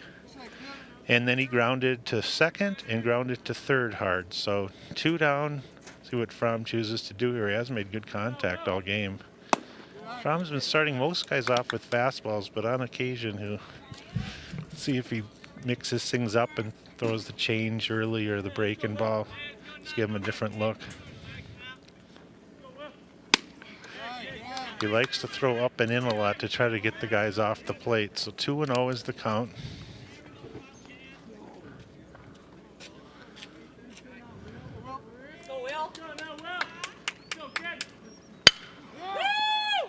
Another hard ground ball, and went right through the legs of the second baseman there, Joey Jaramillo. And I guess officially we've got to give that an error, but it was hit hard, very hard hit ball. And that'll bring up Hasselquist, who reached on an error and has 2 singles, and he's hitting over 500 on the season. By far their best hitter. I think he's officially 10 for 19. Matt Hasselquist. I think we know that name from somewhere else. So 2 down. We'll see what they do with Galick if they send him here. Couple steals already. Almost a pickoff play by Fromm there as he's trying to see if he can get Galick leaning. So 2 down. Runner on first. Hasselquist up here. Fromm doing a wise thing, trying to keep him close. Mike Olson talking to Fromm. Olson, the pitching coach for the Orioles. His son Archie is on the JV this year as a sophomore and will be on the team. So Hasselquist, this is the guy you want up if you're the Wildcats for sure. Down in the dirt, Mitch throw, and it goes into center field. Mitch didn't get a good read on the pop there, but the throw was a little low. So just what they wanted, a stolen base. Ryan doesn't use the slide step, so it's a little easier for them to run on him. Well, that'll be something interesting to see as he gets further along in baseball, if he goes to more of a slide step with a runner on first instead of using that high leg kick. So 3-0 is the count here. Oh, excuse me, 2-0. I missed. So maybe not the worst thing to kind of pitch around him here. We'll see what they do. Hasselquist, their best hitter. 2 down. Up and in there. So maybe pitching around him a little bit. Up to this point, Ryan hadn't walked a batter, but 3-0 here, they might just put him on. Yeah, it looks like they're just going to put him on. So probably a good move for the Orioles. Sets up a force play and brings up Mitch Berg, also one of the big sluggers for them. Mitch 1 for 3, line drive single, and the Orioles are going to get, and Ryan's going to get a visit from pitching coach Mike Olson. There you take a look at Olson, pitching coach for St. Louis Park. He had a lot of great moments on this field growing up, and sure happy to have him and their family back in the program. Thank you, Mr. Morris. Appreciate that. Getting help from one of the parents here. Don't know if anybody has early dinner reservations, but the teams have done their best to make sure we can all make them, that's for sure. Great pitching by Lewis and great pitching by Ryan. And so 2 down, first and second after the intentional walk there. And, well, semi-intentional. And Mitch Berg, 2 down, go ahead, run at second. Hit hard to Jaramillo, but he stays in front of it, goes down on one knee wisely and gets the 4-3 put out. Nice to see Joey get another chance and redeem himself there. So we're going to go to the bottom of the 7th inning. I tell you, Jaramillo's had 9 chances at second today. A lot of balls hit the second base. So not sure what the line will be for for Fromm or Kastenbauer from now on, but Ryan officially has pitched 7 innings with, I think, 9 Ks, and he's given up a couple hits. So, and Kastenbauer been on top of things as well for them. He's given up 6 or 7 hits for Chisago Lakes. There we go. So good line scores for both of the pitchers, and not sure what either team has in the bullpen or if they're just going to ride things out if the score stays the same. St. Louis Park, as we mentioned, with a 6-3 record. This is a conference game. The Orioles officially are 3-2 in the conference, so it's an important game for them. Tomorrow, a section game at Armstrong. And then, as we mentioned, Monday on the road at Irondale. Tuesday, Wednesday, Thursday, they're home next week. Southwest, Cooper, and also a good St. Francis team. And then at Edina next Friday night under the lights. So that'll bring up for the Orioles number 6, Austin Brose for the Orioles. Brose 3 for 3 on the day. See if Austin can keep the perfect day going and start the 7th inning here. Line shot, and indeed he does. Right up the middle. Nobody's going to get that in a 4-hit game for Austin Brose. Boy, congratulations. Austin not in the best moods last night. He had a couple plays he thought he should have made in the Totino game, but nice to see Austin come back with a 4-hit game. And that'll bring up Cole Hoyt. Hoyt officially 1 for 3 with an infield single. They see if they bunt him over here. Cole did try a bunt earlier in the game and popped it up. Brose with good speed, leading the Orioles with 6 steals officially. No bunt sign as the third baseman weigh in. We'll see what Coach Nunn does. Is Cole checking out Coach Nunn at third? Nunn flashing those signals as fast as Gardy from the third base dugout. Brose goes back in. So now, see what Kastenbauer does here. The chess match is on. Bottom of the 7th. Cole trying to maybe pulling the head a little bit there as he was swinging hard. Try to keep his head down and in this. Kastenbauer has really played the Orioles' aggressiveness against them by throwing a right to left breaking ball extensively in this game, and not giving them much on the inner half of the plate with any velocity. So pretty crafty right-hander.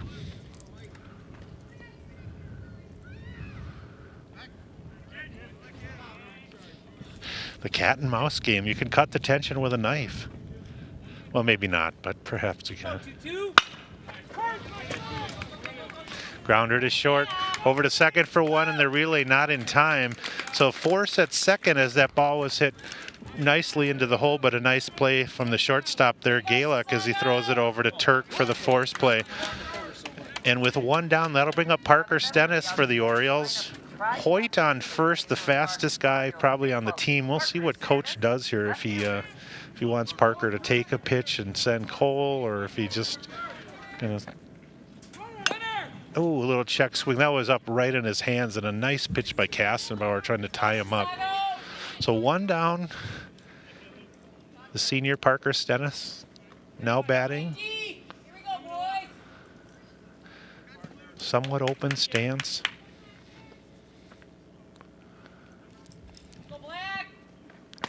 Outside there as Kastenbauer misses. Take it along at 1-1 here. Real entertaining game as all the way through. A lot of strikes. Nice throw over as Kastenbauer playing catch over there.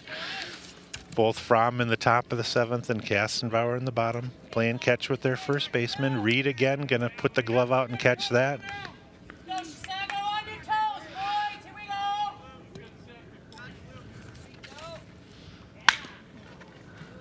Little bit in on the hands again. Kastenbauer really likes to work in with that fastball, really tight in on the hands, tie him up, and then he's got that right to left movement on his curveball, which plays into the Orioles' aggressive swings, and he's able to get him out front on a few times. So definite challenge.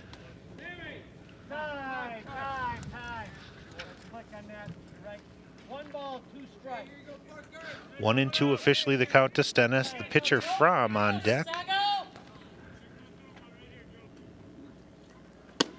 Good take inside as he goes hard in again. Hard in, soft away. That's what the recipe seems to be. See if he sticks with it here. 2-2. Pop foul, and that'll be out of play. Nice job spoiling that one for Stennis. That was down and away with that breaking ball. Not an easy pitch to spoil, as Kastenbauer spotted that beautifully.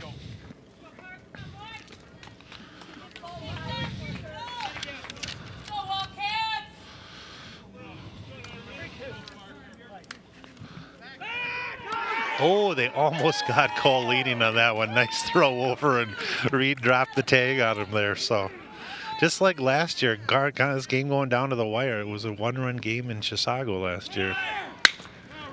Oh, what a play by the third baseman, Berg. One hop over to, boy, that was signaling, that was shot right into left field, but a nice diving play by Berg at third. The throw over to Reed, and that'll be 2 outs there. So defense definitely there for the Wildcats today. Berg's made several nice plays. Fromm, who's popped up the last 2 pitches, has a runner at second. He needs a hit. He's got speed at Hoyt in second base. Outfield having to play relatively medium deep for him because he's got some extra base power.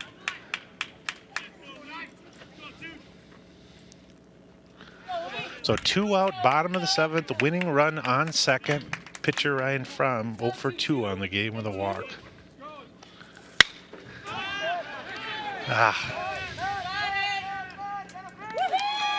And just another fly ball to right field, and unfortunately for the Orioles, that means we're going to extra innings.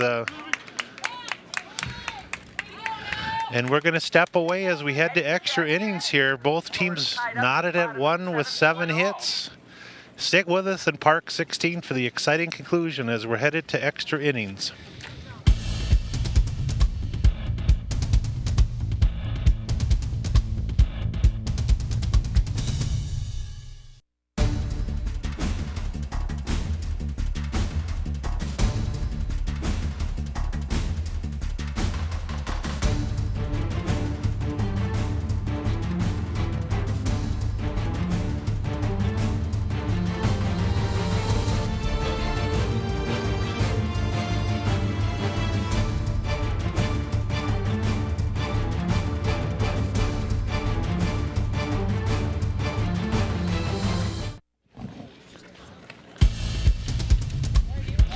We are back. We're in extra innings here in the 8th inning here, and the 4, 5, 6 hitters due up. Big Kellen Reed, the first baseman, as Mitch Berg with an excellent play on a ground ball hit by Parker Stennis as he dove to his left and stopped that, and then Fromm flew out harmlessly to right, and we're in the 8th inning now, still knotted at 1. So Reed, Davis, and Gustafson, if things hold true. Reed's got a couple hits on the game. He hit Fromm with a hard single to start the 6th inning, and he also greeted Fromm in the bottom of the first batter Fromm saw with a single. So he definitely been a thorn in his side, and he's got big size and big shoes, and we'll see how Ryan chooses to pitch him. Start him off with a breaking ball that time, probably not a bad idea.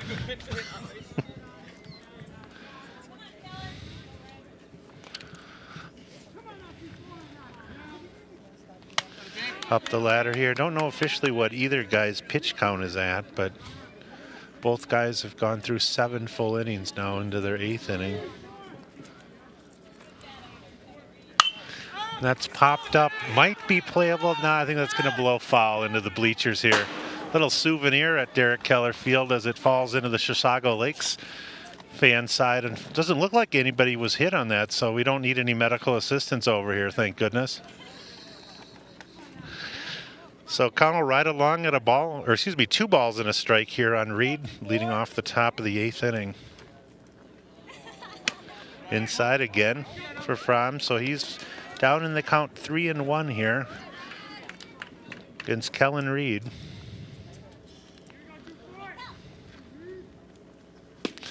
Goes away on that one. 3-1 fastball, gets a strike here. Full count.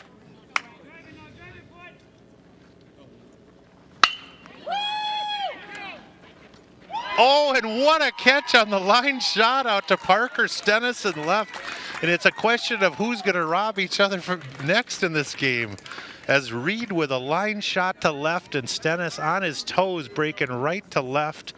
Dove a la Willie Mays, and just like earlier in the game, the Wildcat left fielder Lindstrom made a dive on one. So, and you know, Fromm happy coming back from 3-1. He got the strike, and then he delivered another fastball, and the cleanup hitter hit a laser. So that'll bring up Davis, who officially 0 for 3 on the game, and he's down quick 0-2. He struck out twice on the game.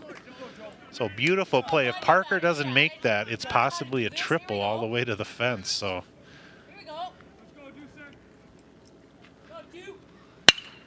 Oh, line drive right up the box at Fromm. So 0-2 pitch, and he really did a nice job hitting that hard. So see how if they mix things up. We're going to have a pinch runner here, 32 in the game. And that'll bring up number 8 for them. Did not see what his name was. Another pinch hitter, as they just keep coming off the bench here. Pinch runner. And as we mentioned, one thing with that Ryan and Mitch have to work on and keeping the runner close is Ryan doesn't really use a slide step a lot anymore. He used to use it at a young age, which is keeping your front foot low. There's the slide step. Line drive to Bros. Liner caught to Austin. And maybe appropriately, the way the game's gone, he lines into a double play. So both pitchers just keep throwing strikes and the defense picking each other up. So all 3 balls just scalded that inning by far. And that line drive to Bros turned into a 6-3 unassisted. We're still at 1. So officially for Fromm, I'm going to go through the line score. He got a lot of help from his defense as Stennis made a diving play on that. And then a line shot by Davis and a line shot. It was first. They've kind of timed him after early in the game. He struck out the first 3 second, third, and fourth batter he faced. But the last 2 innings, he has not recorded a strikeout officially. So Orioles gather. Coach giving him an inspirational speech. And this as well will be Hasselquist's 8th inning on the mound. Or not Hasselquist, excuse me. I think I might need a break as well. 1 run on 8 hits for Chisago, 1 run on 7 hits for the Orioles. If you do want to order a copy of this game as well, you can call 952-924-2635. I think everybody would want a copy. Or go to the ParkTV.org website to watch the replays or on demand. This is a good game to get a copy of. Leading it off for the Orioles, the third baseman, Jake Lukasavage, who reached on a single last time and is officially 1 for 3 in the game. Ooh, and that one is hung a little bit, and Lucas Savage takes out some frustration on a line drive there. So, baseball's such a funny game. The Orioles plated 14 on Monday and 24 on Tuesday, but runs are harder to come by. And good pitching kept him off balance on that pitch, and Lucas Savage just with a harmless ground ball to short, and a 6-3 putout is required. Nice job keeping him off balance on that breaking ball there. And that'll bring up Burnley. Burnley 0 for 3 on the day with a couple of Ks.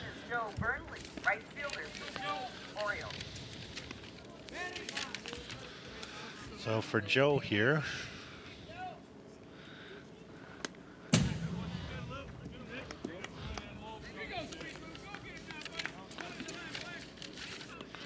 as we mentioned, Kastenbauer went into the game with only 3 innings pitched. Had not allowed a hit in those 3 innings though, so maybe he was just coming back from something. So not sure if they just easing him into the season or deciding to. So there's a line drive hit by Burnley, and good. Joe finally reaches base here. Nice line single to left. And that'll bring up the catcher, Mitchell Thomas, number 3, who's caught all 8 innings so far. So 1 down. Burnley with some good wheels at first. We'll see what, if anything, the Orioles try. They obviously had 1 runner caught earlier in the game. And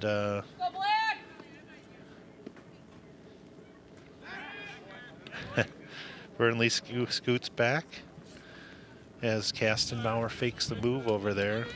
Thomas 0 for 3 as well. That one just a fly ball to the left, and that looks like that's going to be caught, and indeed it is. So 2 down on that fly ball to left field, and that'll bring up Jordan Fracassi, who has got a perfect day flowing. He's 2 for 2 with the double. He almost hit one out in the first inning, a single in the fourth, and then he was hit by pitch last inning, or excuse me, in the 6th inning. So 2 down in the bottom of the 8th here. Still knotted at 1. If you just joined us, Chisago Lakes got 3 hits to open the game. Actually 4 hits in a row to open the game to score a run. Hasn't scored since then, and the Orioles matched that run in the bottom of the first as Austin Brose came around after his hit batter. Little offer there, and Kastenbauer working ahead. 2 down. Burnley still at first.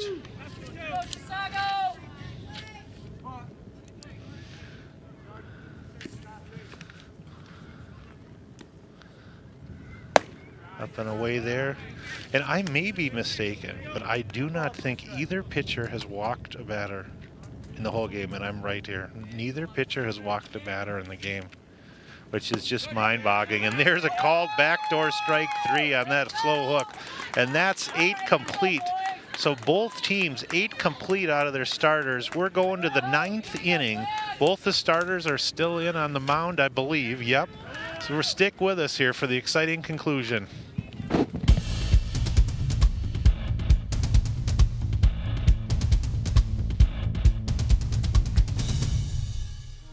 Everyone thinks my husband's a great guy, but I'm not happy with the way things are going. I'm starting to dread his weekend drinking.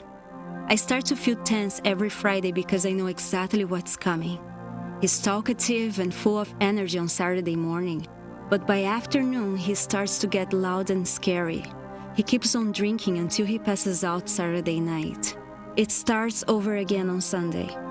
What really scares me is his behavior reminds me of my father. I really hoped for something better.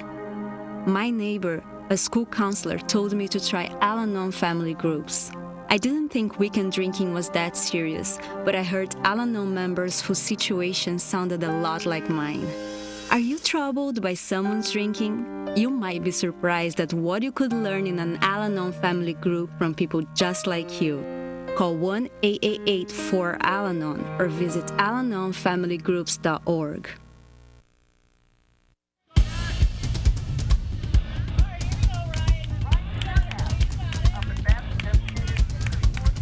We're back for the top of the 9th inning. Fromm's still in there for the Orioles, and he throws strike 1 there as Ryan Biernath batting again here.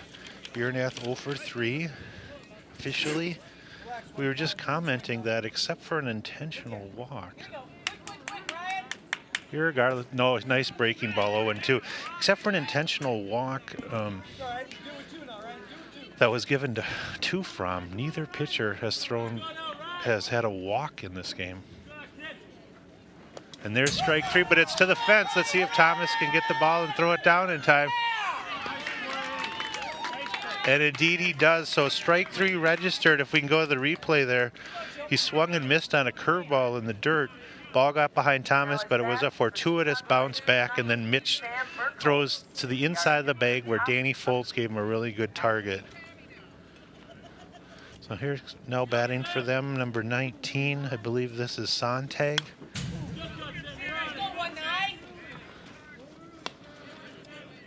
Or excuse me, this is Sam Burkholz officially, 1 for 3. My line score is all messed up with pinch hitters and pinch runners. Breaking ball. Oh, it hit him on the elbow there. It didn't look, to me, it didn't look like he moved out of the way, but they're going to give him first base on a hit batter there. See what they do with 1 out. Second baseman, Chisago Lakes. Here's Miles Turk, who hit a hard ground ball to second last time.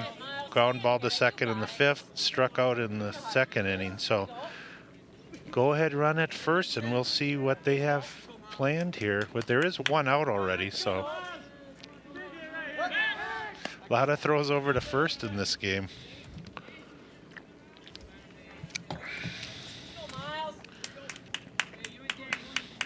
Miles Turk, and then back to the top of the order. A lot of play and catch. As we mentioned, normally a baseball game, 7-inning affair in high school, but we're with one out in the 9th inning now in extras. Down and in on that one.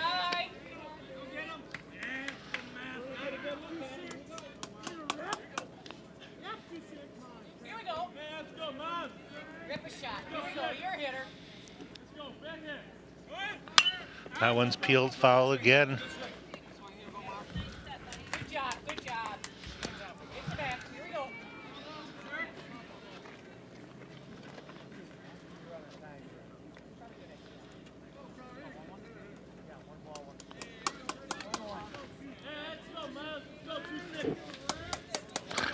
Back at it with Turk here. Turk against Fromm here, 1-1. Excuse me, 2-1 is the count. Fromm throwing over again, trying to catch him leaning. One down in the top of the 9th inning. Here we go, Miles. Here we go, 2-6. A lot of throws over, and you can't blame either team. Either team wants to get that runner down, and they have been able to steal a few bases off Fromm already today, and big lead over there by Burkholz.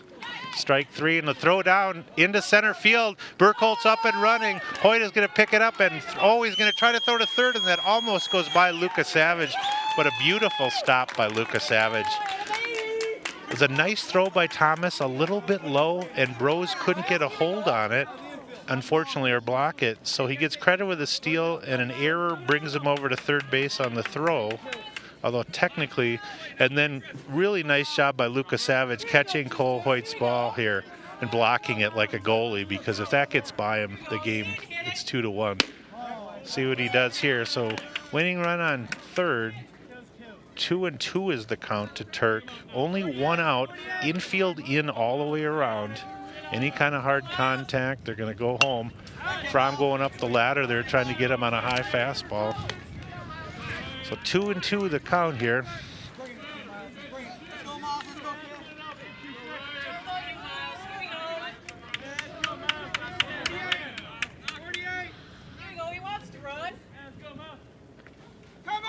Strike 3. Oh, and he's a straight steal of home, and it's going to be a double play here recorded for the Orioles. And that's one of the most unusual plays in baseball. A straight steal of home on a 2-2 count. And that's a double play to end the top of the 9th. I don't know if you have that on tape, but a straight steal of home with only one out. Infield in, boom, he's running on the... to me, that was almost a straight steal, because they can call it a squeeze, but he was running the whole way, so... Maybe we'll call that a suicide squeeze, I guess is the right way to call that. That didn't go through as he missed on the strike 3, which in itself is so surprising to bunt on with 2 strikes, let alone on a suicide. But we're heading to the bottom of the 9th, and I don't know the last time I've seen that play. Now, I give credit to Mitch Thomas for running that guy all the way back and not risking throwing it either and running him back to the base. Because the last thing the Orioles would want there is a snowball fight and the guy to score after the missed bunt attempt. So we'll see what Coach Nunn has up his sleeves here in the bottom of the 9th. He's got long sleeves on today, so hopefully he's got something available to pull out of there.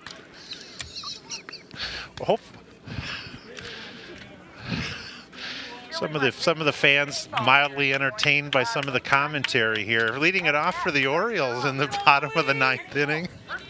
Danny Foltz, the first baseman, number 23. Danny 0 for 3 on the game. Kastenbauer still in there as well. Don't know the last time you can say you were at a high school baseball game where both starting pitchers went 9 innings. So there's a little dribbler out towards second. Danny hit that on the end of the bat, and he's going to be retired 4-3. As Danny retired, as that ball was hit to Turk, and Turk threw it over to the first baseman, Reed. And here's Austin Bros 4 for 4 on the day with a double, or excuse me, 3 for 3 on the date. A double, 2 singles, hit batter. He scored the Orioles' only run. Leadoff hitter. Kastenbauer again goes to that breaking ball. He really is pitching backwards a lot, where he's throwing that soft breaking ball away early in the count, then trying to tie him up with hard stuff inside. That ball down and away. Don't know what the pitch counts are on either pitcher. I'd like to ask one of my crack staff to try to find that out, but I don't have a staff to call on. There's a line drive, but it's going to peel foul down the right field line for Bros. So 1 down.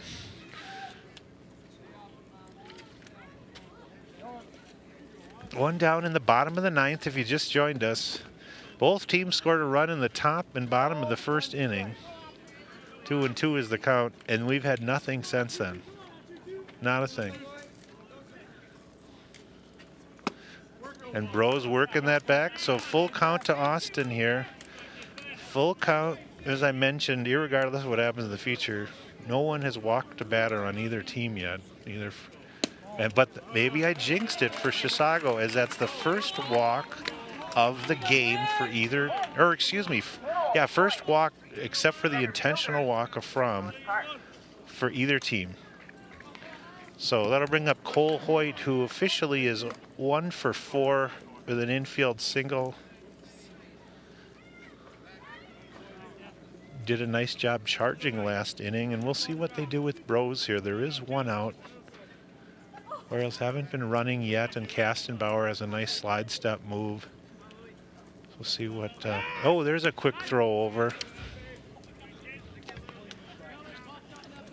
Boy, nobody had to pay to attend this game, but it would have been well worth the money to pay an admission fee.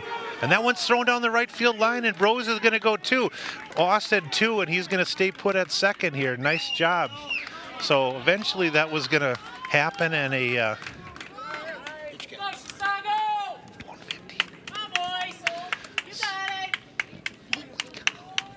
wow.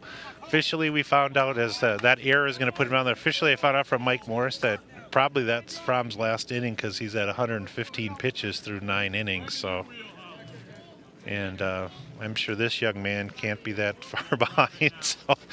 So Cole Hoyt, winning run, Bros on second is because of the pitcher's error there. And they're going to just walk him because his run means nothing. And that'll bring up the Orioles' leading hitter, Parker Stennis. As we mentioned, a strange game. The 2-3-4 hitters for the Orioles combined are 1 for 11 with an infield single, but we'll see if Parker can straighten this out. Ooh, and a nice cut there here. So winning run on second, 1 down, bottom of the 9th inning. Senior Stennis up there. Good speed on the bases. Bros not being held on at all. We'll see if he gets a good jump. Nice breaking ball again. He really loves going to that breaking ball. 1-1, 1-2. We'll see if Parker protects here with 2 strikes, whether he gets the fastball or the curve. Good take by Parker there, as he almost got him to commit on that breaking ball. 1-2 is the count here.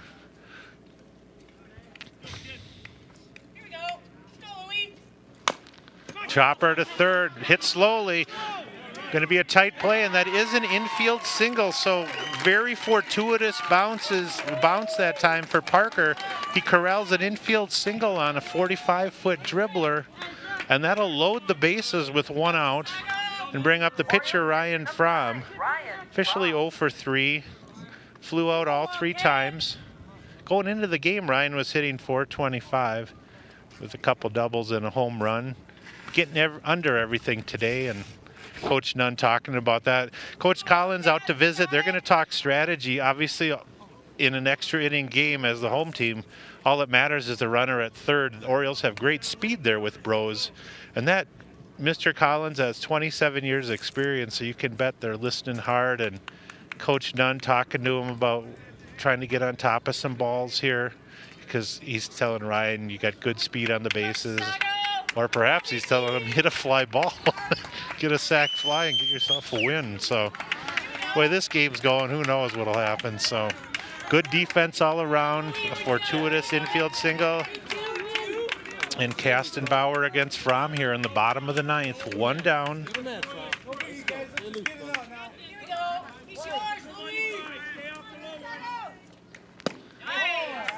And there's a ball down low, so 1-0. Ryan had a lot of walks last year. He was usually pretty good at spoiling pitches, and we'll see what happens here. There's another strike right on the corner there. So 1-1 is the count. Excellent spotting of the pitches by Kastenbauer this whole game. Good take on that breaking ball away. See, he's been going to that breaking ball away even when he's behind in the count. So 2-1 is the count. And that'll get the job done. It's deep enough into center. And we should have a tag play. And Austin Brose is going to come flying home. And he is safe, and that's the winning run for St. Louis Park. So the sac fly in the bottom of the ninth. With only one out, the sac fly is all that's needed, and Ryan Fromm wins the game for himself fittingly. And for Mr. Kastenbauer, a beautiful game, and everybody is applauding on both sides because it was just a superbly played defensive game and pitched game.